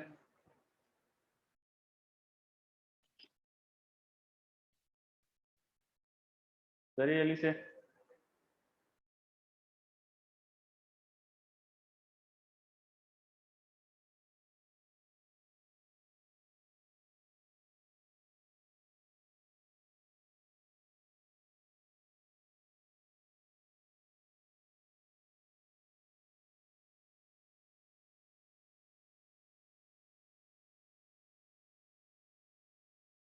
यस ईशान, नहीं ईशान, आपको डिफरेंस लेना पड़ेगा पोटेंशियल एनर्जी का। हाँ,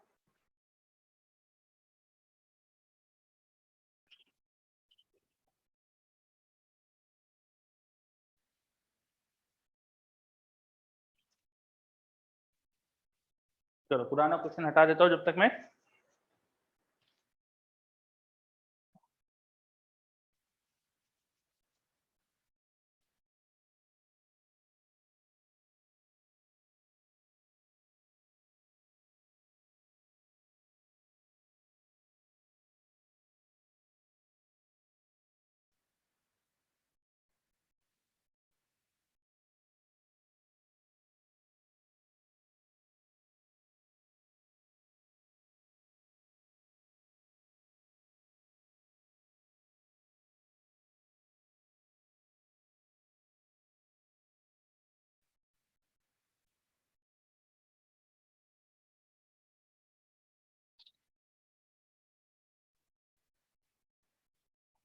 हम तो कुछ कर नहीं रहे, एनर्जी कंजर्वेशन से कर सकते हैं इसको।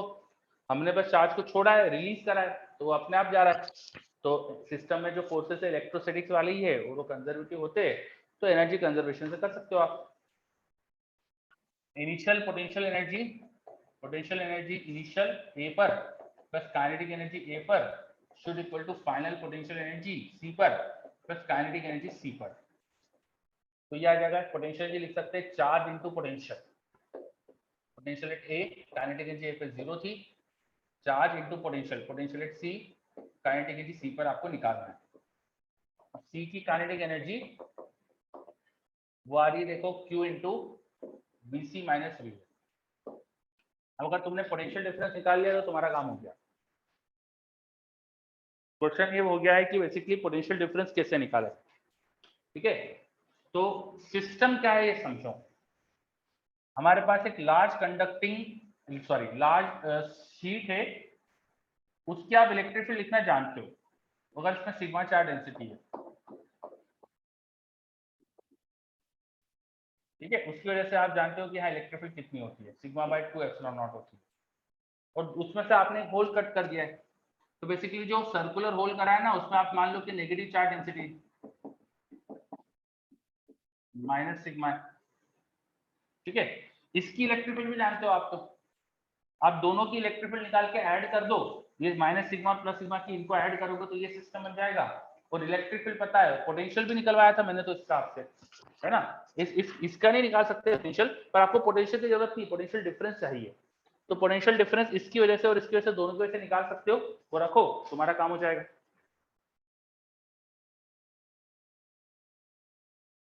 समझ में आ रहा है?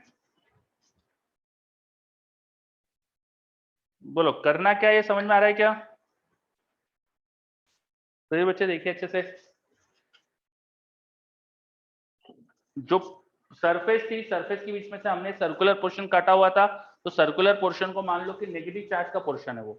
अब वो नेगेटिव चार्ज का पोर्शन और पूरा सरफेस, ये दो चीजों का सम है आपके पास। ये दोनों चीजों की वजह से अलग अलग पोटेंशियल डिफरेंस निकाल के ऐड कर दो, तो टोटल पोटेंशियल डिफरेंस आ जाएगा। ठीक है, मेरे पास अथर्व पूछ रहा है वी ए माइनस वी सी होगा क्या। नहीं यार बेटा, आप देखो ना यहाँ काइनेटिक एनर्जी सी, इस टर्म को उठा के वहां ले गया, तो ये वाला टर्म पॉजिटिव हो जाएगा, और बी ए वाले टर्म में माइनस था तो माइनस रहेगा वो, है ना। चलो ओके, कोई बात नहीं। ठीक है, तो अब V A minus V C निकालना काम बचा है आपका, sorry V C minus V A निकालना काम बचा है। वो कैसे निकालेंगे ये सोच लो बस। इस सिग्मा चार्ज डेंसिटी की सरफेस की वजह से निकालना आसान है। ठीक है, ये पॉइंट आपको ए और ये पॉइंट सी पता है आपको, इलेक्ट्रिक फील्ड के उल्टा जा रहे हो, तो V C minus V A for the surface charge density sigma by 2 epsilon naught electric field into distance root से आर दी थी, तो इस शीट की वजह से ये होगा पोटेंशियल डिफरेंस। इलेक्ट्रिक फील्ड के उल्टा जाएंगे तो पोटेंशियल बढ़ेगा, ये आएगा। यूनिफॉर्म इलेक्ट्रिक फील्ड है तो इलेक्ट्रिक फील्ड इनटू डिस्टेंस कर दिया। अब बचा ये डिस्क का पोटेंशियल डिफरेंस निकालना। तो डिस्क के एक्सिस पे पोटेंशियल डिफरेंस पढ़ाया था क्या मैंने आपको, बोलो। डिस्क के सेंटर से लेकर किसी डिस्टेंस तक का पोटेंशियल डिफरेंस चाहिए, तो इसमें मैंने general point of potential derive कराया था क्या? हाँ, है ना। तो या तो आपको फॉर्मूला याद होना चाहिए, और फॉर्मूला याद नहीं है तो उसको फटाफट डिराइव करते आना चाहिए। ठीक है, तो डिराइव कर लो वो फॉर्मूला और यहाँ पोटेंशियल का डिफरेंस निकाल लो। पोटेंशियल डिफरेंस आ गया तो तुम्हारा काम हो गया। तो समझे?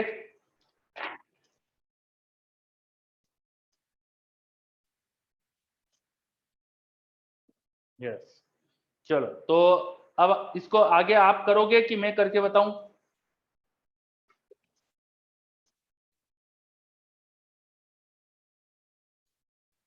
आप लोग करोगे कि मैं करके बताऊं? कर लेंगे? चलो तो कर लेना, मतलब कंफर्म करना ही है ना, इसका आंसर सब बच्चे निकालना। ठीक है, चलो जो सॉल्यूशन अपने ग्रुप पे पोस्ट करना, डिस्कशन ग्रुप पे। ठीक है, तो अब मैं आगे बढ़ता हूँ, है ना। इसको अपन बाद में आप सॉल्यूशन पोस्ट कर लेना, देख लेंगे अपन, इसका सही होगा बाकी लोग उससे मैच कर लेना। ओके, तो आगे बढ़ते, अगला क्वेश्चन करते हैं अपन। इस क्वेश्चन में देखा कैसे आपने कितनी सारी चीजें यूज हो गई। इलेक्ट्रोस्टैटिक्स का काफी यूज हो गया, अपना वर्क एनर्जी थ्योरम का यूज हो गया। तो एक क्वेश्चन कितनी सारी चीजें अप्लाई करवा लेता है आपसे, है ना। चलो अगला क्वेश्चन वो भी कुछ इसी तरह का देता हूं मैं आपको। मेरे पास एक स्फीयर था नॉन कंडक्टिंग, जिसको पूरे को चार्ज कर दिया था। इसमें वॉल्यूम चार्ज डेंसिटी रो है, इसके पूरे वॉल्यूम में चार्ज है। ठीक है, इसके पूरे वॉल्यूम में चार्ज है ना। इसकी रेडियस मान लीजिए आर थी। अब मैंने क्या करा, इसके डायमीटर के अलाउंग मैंने इसमें टनल बना दी। डायमीटर के अलाउंग मैंने इसमें टनल बना दी। ये क्वेश्चन आपके क्वेश्चन बैंक में है शायद, क्वेश्चन बैंक या कहीं तो है, मतलब कहीं रेस या किसी क्वेश्चन बैंक में मिल जाएगा आपको क्वेश्चन। ठीक है, इसके डायमीटर के अलाउंग मैंने टनल बना दी। अब क्या करा, एक इलेक्ट्रॉन को यहाँ पकड़ के छोड़ दिया। एक इलेक्ट्रॉन एकदम इस पॉइंट पे छोड़ दिया, यहाँ पर एक इलेक्ट्रॉन को मैंने छोड़ दिया। ठीक है, इलेक्ट्रॉन को रिलीज कर दिया। ठीक है, इलेक्ट्रॉन का चार्ज आप ई मान सकते हो, मास उसका एम मान सकते हो, चार्ज ई मान सकते हो, मास एम मान सकते हो। अब इस पॉजिटिव चार्ज की वजह से इलेक्ट्रॉन क्या होगा, अट्रैक्ट होगा, सेंटर पे जाएगा। तो पहली चीज बतानी है, kinetic energy of electron at centre. बताओ, सेंटर पे इलेक्ट्रॉन की काइनेटिक एनर्जी कितनी आएगी? इलेक्ट्रॉन को यहाँ से छोड़ा तो इलेक्ट्रिक फील्ड की वजह से सेंटर पे चले आएगा। सेंटर पे काइनेटिक एनर्जी कितनी आएगी उसकी, बताओ जल्दी से। Work energy theorem basically electrostatic potential energy का क्वेश्चन कर रहे हैं अपन।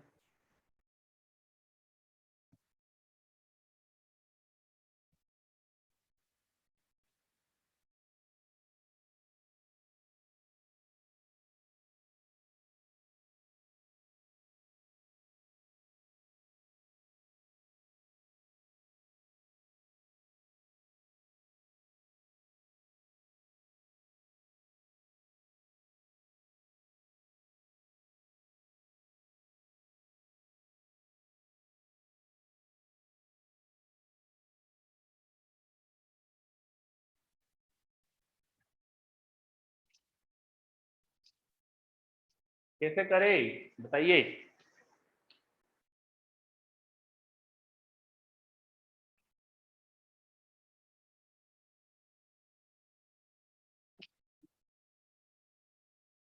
You need to find electrons kinetic energy when it is reaching at the center of the sphere.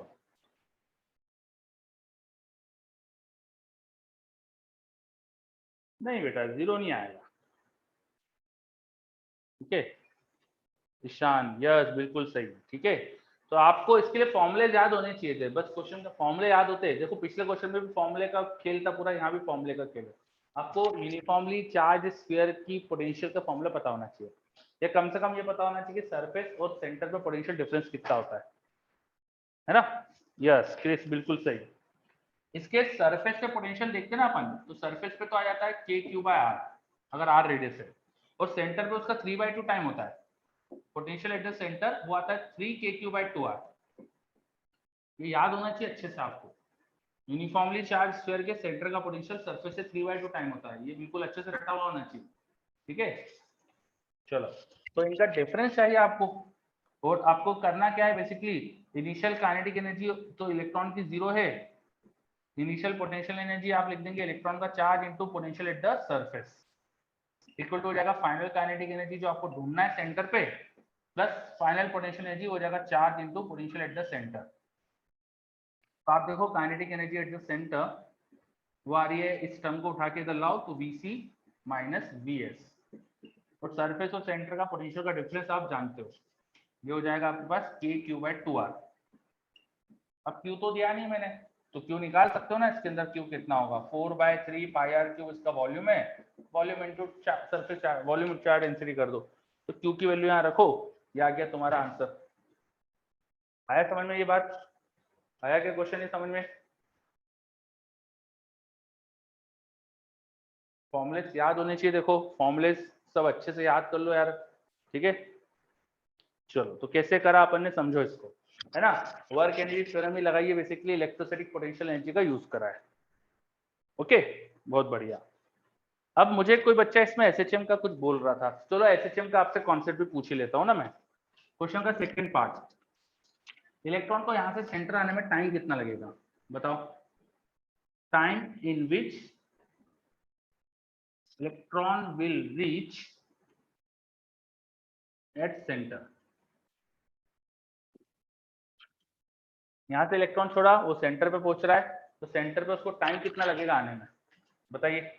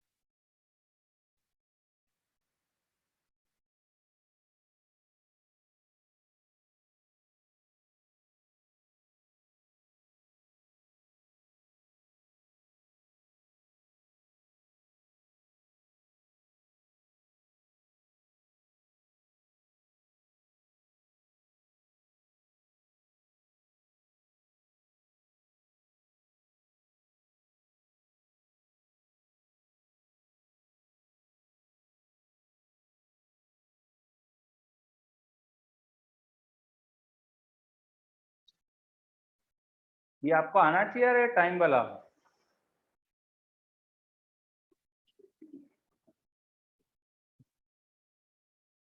Gravitation की रिवीजन क्लास में हमने समझा था ये कॉन्सेप्ट।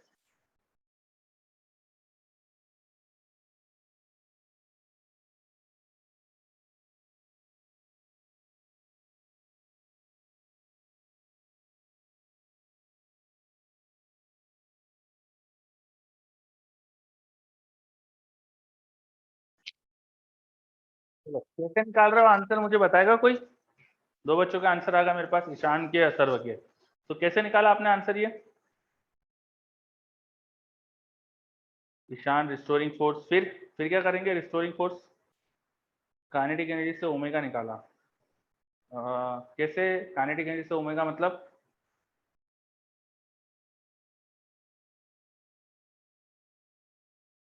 यस ठीक है निमित्त, बिल्कुल सही। बेसिकली यहाँ पर एसएचएम होता है, यहाँ पर अगर इलेक्ट्रॉन सेंटर से मान लो r डिस्टेंस पर है या सेंटर से x डिस्टेंस पर है, तो उस इलेक्ट्रॉन पे जो इलेक्ट्रिक फील्ड का फोर्स होगा ना, वो एक तो अंदर की तरफ होगा, देखो इधर होगा, ठीक है। और वो फोर्स कितना होगा भाई, यूनिफॉर्म चार्ज स्फीयर के अंदर तुम इलेक्ट्रिक फील्ड जानते हो कितनी होती है, तो इलेक्ट्रॉन पे जो फोर्स होगा वो charge of electron into electric field लिख सकते हो। इलेक्ट्रिक फील्ड होती है अंदर ρr/3ε0, यूनिफॉर्म चार्ज स्फीयर के अंदर इलेक्ट्रिक फील्ड ρr/3ε0, r को x डाल देंगे, तो ये जो फोर्स है वो देखो x के प्रोपोर्शनल है, फोर्स को लिख दो मास इनटू एक्सेलरेशन, तो एक्सेलरेशन आ गया सेंटर से डिस्प्लेसमेंट के प्रोपोर्शनल, ये हो गया इलेक्ट्रॉन का चार्ज इनटू ρ/3ε0 और मास ऑफ इलेक्ट्रॉन। तो ये एक्सेलरेशन प्रोपोर्शनल टू x है और डायरेक्शन तो अपोजिट है, तो एसएचएम हो रहा है। जब अपन ने ग्रेविटेशन में भी देखा था, अर्थ के अंदर टनल डग करो तो उसमें एसएचएम होता है, वही सेम कॉन्सेप्ट यहाँ पे। तो ये ओमेगा हो गया एसएचएम का, तो एसएचएम का टाइम पीरियड आ जाएगा, टाइम पीरियड होता है 2π/ओमेगा, ये ओमेगा स्क्वायर होता है सॉरी, तो 2π√3ε0m/e ρ, ये हो गया तुम्हारा टाइम पीरियड। अब टाइम पीरियड का मतलब होता है इस कोने से उधर जाना फिर वापस आना, ये पूरा मोशन का टाइम पीरियड आ गया।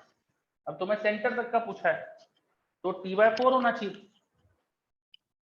एक्सट्रीम से सेंटर तक जाने का टाइम t/4 होना चाहिए। तो तुम्हें जो क्वेश्चन में आंसर जो पूछा है वो मान लो वो टाइम t है, तो t जो होना चाहिए वो t/4 आंसर रिपोर्ट करोगे आप, तो π/2 आ जाएगा। समझे?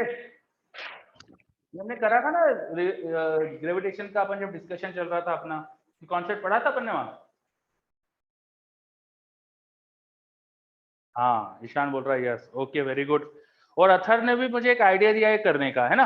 अथर ने क्या बताया कि तुमने सेंटर पे देखो काइनेटिक निकाल ली थी ना, तो सेंटर पे तुम सेंटर मीन पोजीशन थी एसएचएम की, तो मीन पे जो वो होता है काइनेटिक एनर्जी होती है वो होती ए ओमेगा, मीन पे जो स्पीड होती है सॉरी वो होती है A omega, amplitude into omega, amplitude इसका हो जाएगा रेडियस के बराबर, तो ओमेगा मिल जाएगा। उससे भी कर सकते थे आप, है ना, वैसा भी एक तरीका सही था, कोई दिक्कत नहीं। चलो तो ये अपन ने कुछ क्वेश्चन देखे बेसिकली जिसमें हमने इलेक्ट्रोस्टैटिक पोटेंशियल एनर्जी का यूज करा है, और हमने जो फॉर्मूले बाद में डिराइव करे इलेक्ट्रो पोटेंशियल वगैरह के उनको अप्लाई कर लिया, है ना।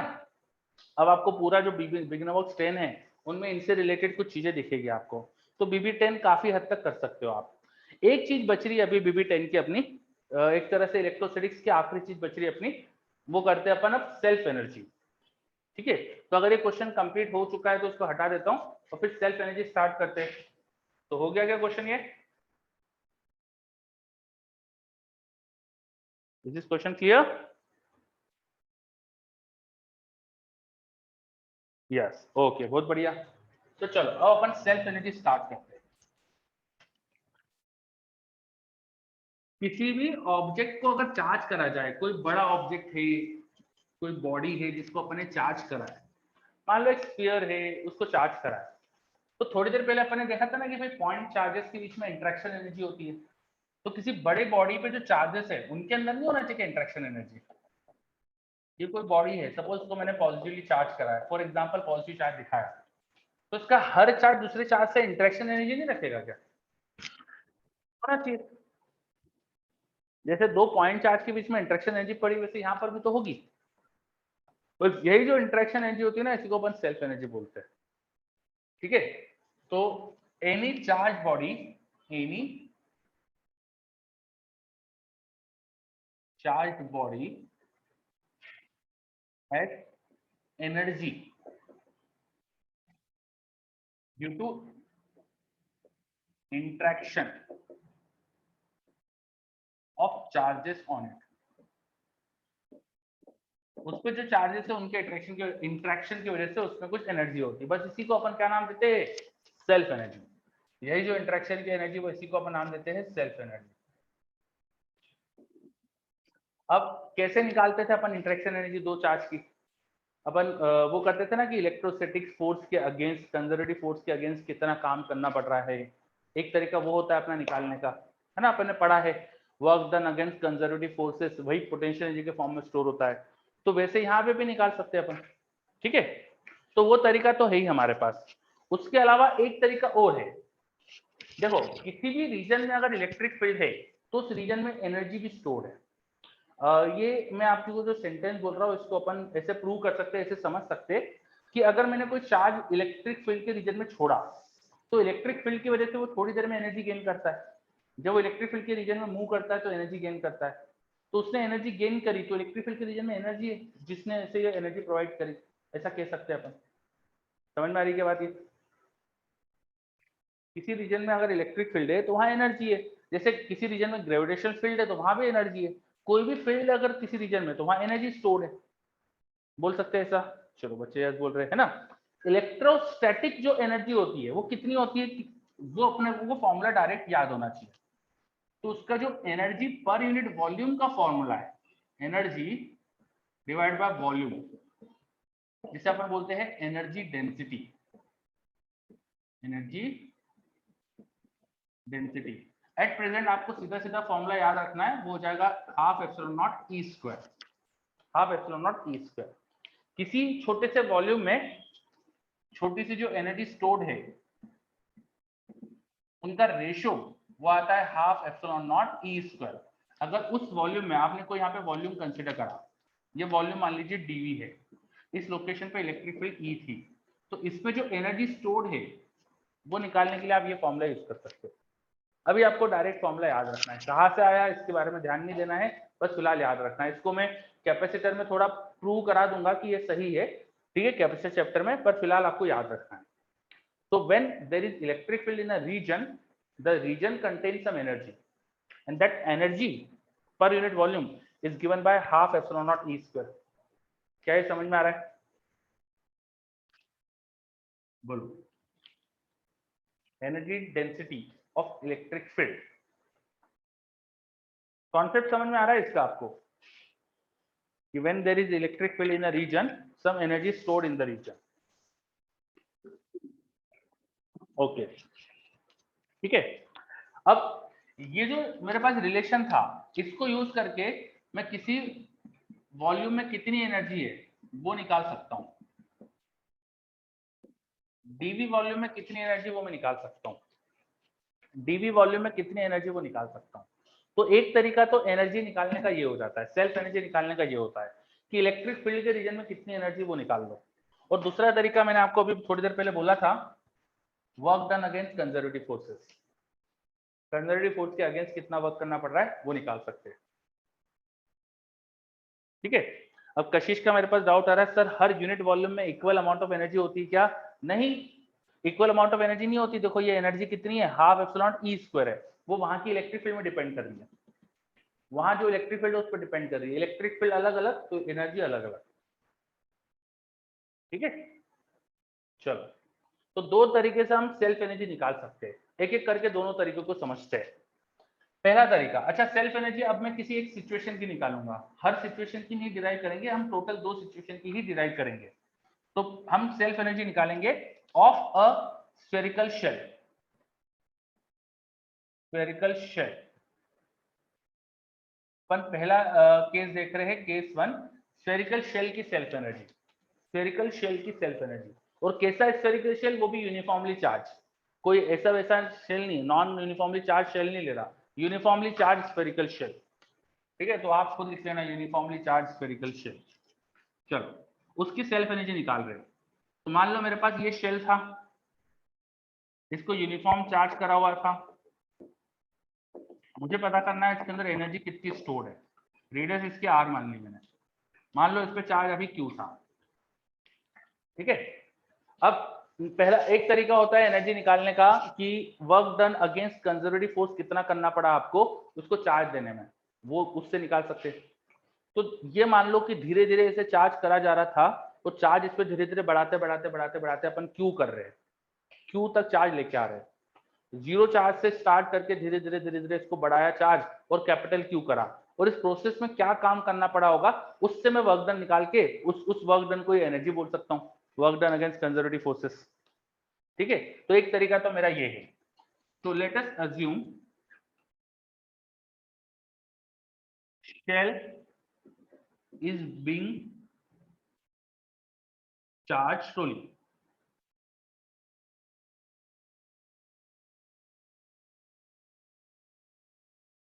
ठीक है, उसको धीरे धीरे चार्ज कर रहे हैं। तो किसी इंस्टेंट पे बीच की सिचुएशन में देखेंगे अपन, तो शेल पे चार्ज कुछ कम होगा। लेट्स से अभी इस पे चार्ज स्मॉल क्यू है, small Q is less than capital Q. इस समय इसकी सरफेस पे जो पोटेंशियल होगा, इसके पास जो पोटेंशियल होगा वो आप लिख सकते हो, इट शुड बी के क्यू बाय आर। इसके आसपास पोटेंशियल लिख सकते हो के क्यू बाय आर। अब तुम्हें इंफिनिटी से, फ्रॉम इंफिनिटी एक चार्ज डी क्यू को उठा के लाना है और उस पर लाके रखना है फ्रॉम इंफिनिटी। तो मुझे बता सकते हो इंफिनिटी से छोटा सा चार्ज डी क्यू उठा के यहाँ देने में, इसको चार्ज बढ़ाने में कितना काम करना पड़ेगा, मुझे बता सकते हो क्या? धीरे धीरे शेल को चार्ज कर रहे हैं अपन, इन्फिनिटी से एक छोटा सा चार्ज ला रहे हैं, शेल को दे रहे हैं, इन्फिनिटी से चार्ज ला रहे हैं, शेल को दे रहे हैं, इन्फिनिटी से चार्ज ला रहे हैं, शेल को दे रहे हैं। तो किसी इंस्टेंट पे शेल पे चार्ज क्यू था, अभी इन्फिनिटी से डी क्यू चार्ज में लेके आ रहा हूँ, शेल को दे रहा हूँ, ठीक है। तो कितना काम करना पड़ेगा? ऋत्विक सही जवाब दे रहा है, सर भी सही दे रहा है, yes very good. It should B charge into potential difference, yes. Infinity पे पोटेंशियल जीरो, शेल पे पोटेंशियल तुम्हें पता है, क्यू डी क्यू चार्ज लेके आ रहे हो तो D Q into potential difference, ठीक है। तो हम अगली स्टेप में लिखेंगे, देखो work done in giving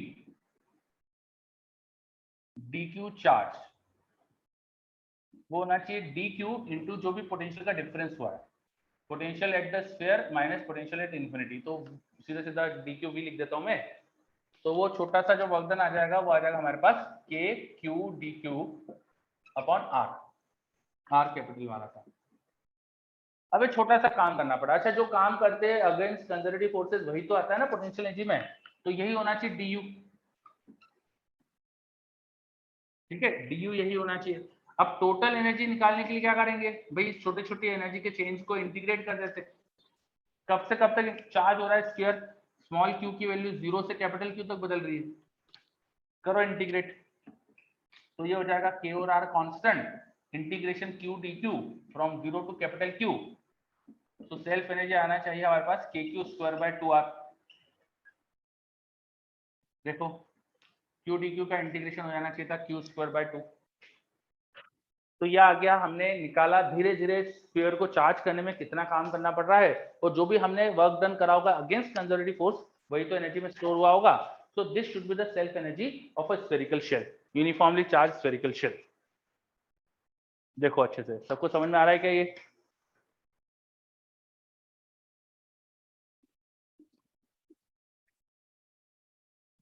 okay है ना, यूनिफॉर्मली चार्ज स्फेरिकल शेल की सेल्फ एनर्जी निकाली अपन ने। ठीक है, तो आ गया हमारे पास k q square by 2r। अब ये तो एक तरीका था अपना, एक और तरीका मैंने बताया था इलेक्ट्रिक फील्ड से भी निकाल सकते थे अपन, इलेक्ट्रिक फील्ड से भी निकाल सकते थे, वो भी समझ लो 2 मिनट। एक और तरीका समझ लो उसको फाइंड करने का। मेरे जो शेल है उस पर अगर चार्ज दे दिया तो उसके आसपास इलेक्ट्रिक फील्ड आती है ना। अगर इस शेल पे मान लो Q चार्ज है तो उसके आसपास इलेक्ट्रिक फील्ड होती है। कितनी इलेक्ट्रिक फील्ड होती है बता सकते हो क्या? अगर मैं सेंटर से r डिस्टेंस पे देखूं तो यहाँ इलेक्ट्रिक फील्ड आप बता सकते हो क्या कितनी होती है? जल्दी से बोलो। kq बाय r स्क्वायर, बिल्कुल सही। और अंदर कितनी होती है? 0 है ना, शेल के अंदर 0।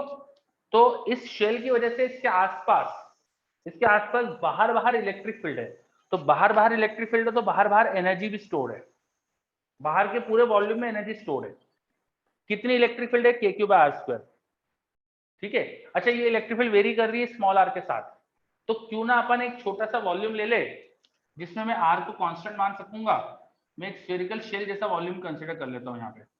ठीक है, मैं एक स्फेरिकल शेल जैसा वॉल्यूम कंसिडर कर लेता हूँ। मैंने एक स्फेरिकल शेल कंसिडर करी, इस मेरे एक शेल के आसपास एक स्फेरिकल शेल कंसिडर करी स्मॉल आर रेडियस की, जिसकी विड्थ थी डी आर। इसमें कितना वॉल्यूम होगा? जो छोटा सा वॉल्यूम हो जाएगा यहाँ पर वो लिख सकते हैं अपन इसका surface area into D R, right. इस शेल का जो वॉल्यूम होगा वो लिख सकता हूँ ना मैं, इसका जो सरफेस एरिया है इंटू छोटी सी थिकनेस जो होगी उसकी, ये इसका छोटा सा वॉल्यूम आ गया। अब ये वॉल्यूम इंटू इलेक्ट्रिक फील्ड का सॉरी ये एक्सप्रेशन पूरा half epsilon not E square into dv, ये करके एनर्जी आ जाएगी इसके अंदर स्टोर। तो इस छोटे से वॉल्यूम की छोटी सी एनर्जी वो होना चाहिए हाफ एप्सिलॉन नॉट, यहाँ जो इलेक्ट्रिक फील्ड थी k Q by r square, उसका स्क्वायर इंटू डीवी, और डीवी की value 4 pi r square d r. समझ में आ रहा है ये? डी छोटी सी वॉल्यूम की छोटी सी एनर्जी, इस छोटी सी एनर्जी को लिखते थे half epsilon not E square, half epsilon not electric field जो भी है उसका स्क्वायर इनटू वॉल्यूम। अब इलेक्ट्रिक फील्ड किस रीजन में है? आउटसाइड स्फीयर है, तो ये मेरे सारे शेल्स को कंसीडर करने के लिए 0 से इंफिनिटी जाना चाहिए कि कैपिटल आर से इंफिनिटी इंटीग्रेट करना चाहिए? बताओ, टोटल एनर्जी के लिए अब मुझे इसे इंटीग्रेट करना चाहिए तो लिमिट क्या लगाना चाहिए मुझे? इंटीग्रेशन की लिमिट क्या होना चाहिए? मैं मेरे स्फीयरिकल शेल के आसपास का पूरा वॉल्यूम कंसीडर करूं, जहां जहां इलेक्ट्रिक फील्ड है उस पूरे वॉल्यूम में कितनी एनर्जी वो निकालूं। इसके लिए मुझे इंटीग्रेशन की लिमिट क्या डालना चाहिए? Capital R to infinity, yes. Capital R से इंफिनिटी डी का अगर इंटीग्रेशन कर देंगे तो हमें टोटल एनर्जी मिल जाएगी, है ना, क्योंकि इलेक्ट्रिक फील्ड में स्टोर्ड एनर्जी है ना, इलेक्ट्रिक फील्ड जहां जहां है वो वाला वॉल्यूम ले लो। ठीक है, तो du का इंटीग्रेशन कर लो। अब इंटीग्रेशन करना है आपको इस एक्सप्रेशन का, एक्सप्रेशन क्या है, half epsilon not k square q square, नीचे r का पावर 4 हो जाएगा, ऊपर एक 4 पाई r स्क्वायर और dr बचा है। अब इसको इंटीग्रेशन करने का काम करना है आपको, और लिमिट लगाना है कैपिटल R टू इंफिनिटी। करके देखो क्या आ रहा है। चलो तो मैं आपके लिए थोड़ा सा बता देता हूँ, इसको आप करके देखोगे ना तो आंसर आएगा k² बाय 2r। मुझे कैसे पता, ये यहाँ निकाला था अपन ने, सेम आता है। ठीक है, जब इंटीग्रेशन की लिमिट कर दोगे ना तो ये आंसर आएगा। चलो तो हमने सेल्फ एनर्जी निकाली स्फेरिकल शेल की। क्या ये वाला तरीका समझ में आया, जो सेकंड तरीका बोला था मैंने, सेकंड तरीका जो बोला था वो समझ में आया आपको? यस। ये फर्स्ट तरीका समझ में आया? फर्स्ट तरीका समझ में आया? भाई फर्स्ट तरीके में मैंने बताया आपको कि इलेक्ट्रिक फील्ड किसी रीजन में है तो वहां एनर्जी स्टोर है, तो इलेक्ट्रिक फील्ड में कितनी एनर्जी स्टोर है वो निकालने के लिए छोटे से वॉल्यूम की छोटी सी एनर्जी का फॉर्मूला पता है, और है ना, छोटे से वॉल्यूम की छोटी सी एनर्जी का फॉर्मूला पता है। अब छोटा सा कुछ वॉल्यूम कंसीडर करा मैंने, यहाँ पे स्फेरिकल शेल जैसा वॉल्यूम कंसीडर करा, उस वॉल्यूम के अंदर इलेक्ट्रिक फील्ड तुम्हें कितनी पता है, तो वहां की छोटी सी एनर्जी लिख सकते हैं, हाफ एप्सिलॉन नॉट ई का स्क्वायर इनटू वॉल्यूम, और इसको इंटीग्रेट कर दोगे तो आपको एनर्जी मिल जाएगी, है ना, इंटीग्रेशन कर दो इसका बस तो एनर्जी आ जाएगी। ठीक है, चलो ये दोनों तरीके से आंसर सेम ही आता है। अब मुझे कोई बताएगा मैंने इसे फर्स्ट और उसको सेकंड क्यों बोला?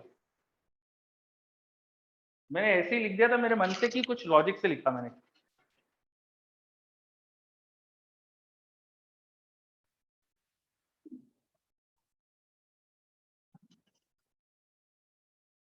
फर्स्ट और सेकंड तरीके में फर्स्ट को फर्स्ट, इसको फर्स्ट क्यों लिखा, इसको सेकंड क्यों लिखा?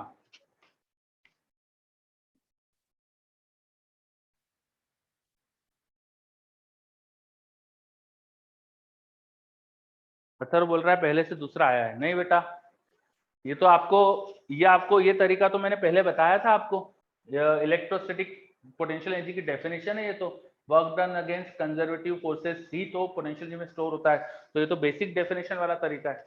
तो इसको मैं सेकंड क्यों लिख रहा हूँ, कुछ और रीजन है मेरा उसको सेकंड लिखने का। Second is valid only when charge is brought slowly. Daksh ठीक है, लेकिन हम तो इलेक्ट्रोस्टैटिक फोर्स के अगेंस्ट वर्क तो ऐसे ही निकालेंगे ना, हमेशा धीरे धीरे लाके निकालेंगे, ये रीजन नहीं है। और कुछ सेकंड तरीके से हर सिचुएशन में कर नहीं पाएंगे अपन, हर सिचुएशन को अपन सेकंड तरीके से सॉल्व नहीं कर सकते। आपको जैसे मैंने एक इनफाइनाइट लार्ज प्लेट की पूछ ली सेल्फ एनर्जी क्या होगी, तो सेकंड या उसकी वजह से उसके आसपास किसी रीजन में सेल्फ एनर्जी पूछ ली, तो इससे नहीं निकाल सकते, है ना, क्योंकि आपको इसमें इलेक्ट्रिक फील्ड का वर्क डन करते नहीं आएगा, निकालते नहीं आएगा, पोटेंशियल डिफरेंस निकालते नहीं आएगा। ये तरीके में आपको पोटेंशियल डिफरेंस की जरूरत नहीं है, आपको किसी भी रीजन में इलेक्ट्रिक फील्ड पता है तो उस रीजन में स्टोर्ड एनर्जी निकाल सकते हो। ये थोड़ा वर्सेटाइल तरीका है, आपको किसी भी रीजन में अगर एनर्जी निकालना है तो उस रीजन की बस इलेक्ट्रिक फील्ड पता हो तो एनर्जी निकाल सकते हो। दिस इज मोर वर्सेटाइल, इसलिए मैंने इसको फर्स्ट नाम दिया। एंड ये जो सेकंड तरीका है ये कुछ रिस्ट्रिक्टेड केस में ही एप्लीकेबल है। मान लो ये spherical shell non uniform charge होता तो क्या आप उसकी निकाल सकते थे सेल्फ एनर्जी? ये spherical shell non uniform charge होता तो उसकी सेल्फ एनर्जी निकाल सकते थे? नो, है ना, पोटेंशियल ही लिखते नहीं बनता हमको तो हम फंस जाते हैं। ठीक है, तो ये तरीका थोड़ा कम जगह पे एप्लीकेबल है। दूसरी चीज, इससे ना सेल्फ एनर्जी टोटली निकलती है। कोई आपसे बोले इसकी वजह से किसी पर्टिकुलर रीजन में ही एनर्जी निकालो, तो वो नहीं कर सकते थे अपन। तो ये ज्यादा वर्सेटाइल है, इसलिए मैंने इसको पहला नाम दिया था, और कोई रीजन नहीं है, ये मैंने नाम दिया मेरे मन से, किताबों में ऐसा 1-2 नहीं लिखा होता, ये मुझे ज्यादा वर्सेटाइल लगता है इसलिए इसको मैंने फर्स्ट बोल दिया। ठीक, चलो तो हमने सेल्फ एनर्जी निकाली स्फेरिकल शेल की। अब मैंने आपका 5-7 मिनट एक्स्ट्रा ले लिया है तो आज मैं यहीं रुकता हूँ, और अब इसमें अपन को और भी चीजें पढ़ना बाकी है। एक सॉलिड स्फीयर की सेल्फ एनर्जी निकालना बाकी है, ये तो शेल की निकाली, shell non uniform sorry non conducting uniformly charge solid sphere की भी निकालेंगे अपन, तो आप ट्राई करना, है ना। हाँ, जहां जहां आपको इलेक्ट्रिक फील्ड पता है इस तरीके से आप एनर्जी निकाल सकते हो, बस इलेक्ट्रिक फील्ड पता होना चाहिए क्या है, तो आप एनर्जी निकाल सकते हो। ठीक है, चलो तो अब नेक्स्ट क्लास में सेल्फ एनर्जी को थोड़ा और एक्सप्लोर करेंगे, एक सिचुएशन की और सेल्फ एनर्जी निकालेंगे, इस पे बेस्ड कुछ क्वेश्चन देखेंगे, है ना। ये अपना थोड़ा एंड का पोर्शन चल रहा है इलेक्ट्रोस्टैटिक का, और मैंने आपको होमवर्क दिया था BB9 एंड एक्सरसाइज 1। तो एक्सरसाइज 1 का क्या स्टेटस है, BB9 तो बताया था आपने मेरे को, एक्सरसाइज 1 का स्टेटस क्या है, हो गई एक्सरसाइज 1 आप डन। तो कल तक पूरी कर लो, कल अपना रिवीजन लेक्चर है, कल तो हम ग्रेविटेशन का रिवीजन वगैरह करेंगे और उसके अगले लेक्चर में फिर डिस्कशन करेंगे, ठीक है। तो BB9 एक्सरसाइज 1, और क्योंकि संडे है BB10 भी पूरी हो जाएगी, BB10 भी हो जाएगी, तो वो भी करना है, ठीक। चलो एक रेस मैंने अभी रोक रखी है, आपको दी नहीं अभी तक, ये सब कंप्लीट करो, फिर एक रेस और प्रोवाइड करूंगा और एक वीकली असाइनमेंट और बचा हुआ है ना। तो अभी काफी चीजें आपको मिलने वाली काम करने की। और एक्सरसाइजेस जिनकी हो गई है, जो लोग एक्सरसाइज 1 कर चुके हैं तो एक्सरसाइज 2 पे आ जाना, एक्सरसाइज 2 कर लो तो क्वेश्चन बैंक पे आ जाना, है ना। तो आपके पास पूरा ऑर्डर है चीजों का करने का, ठीक है। जिसका जो काम होता जाए वो नेक्स्ट चीज पे ऑटोमेटिक आ जाना, ठीक। चलो मिलते हैं नेक्स्ट क्लास में, बाय सबको, टेक केयर।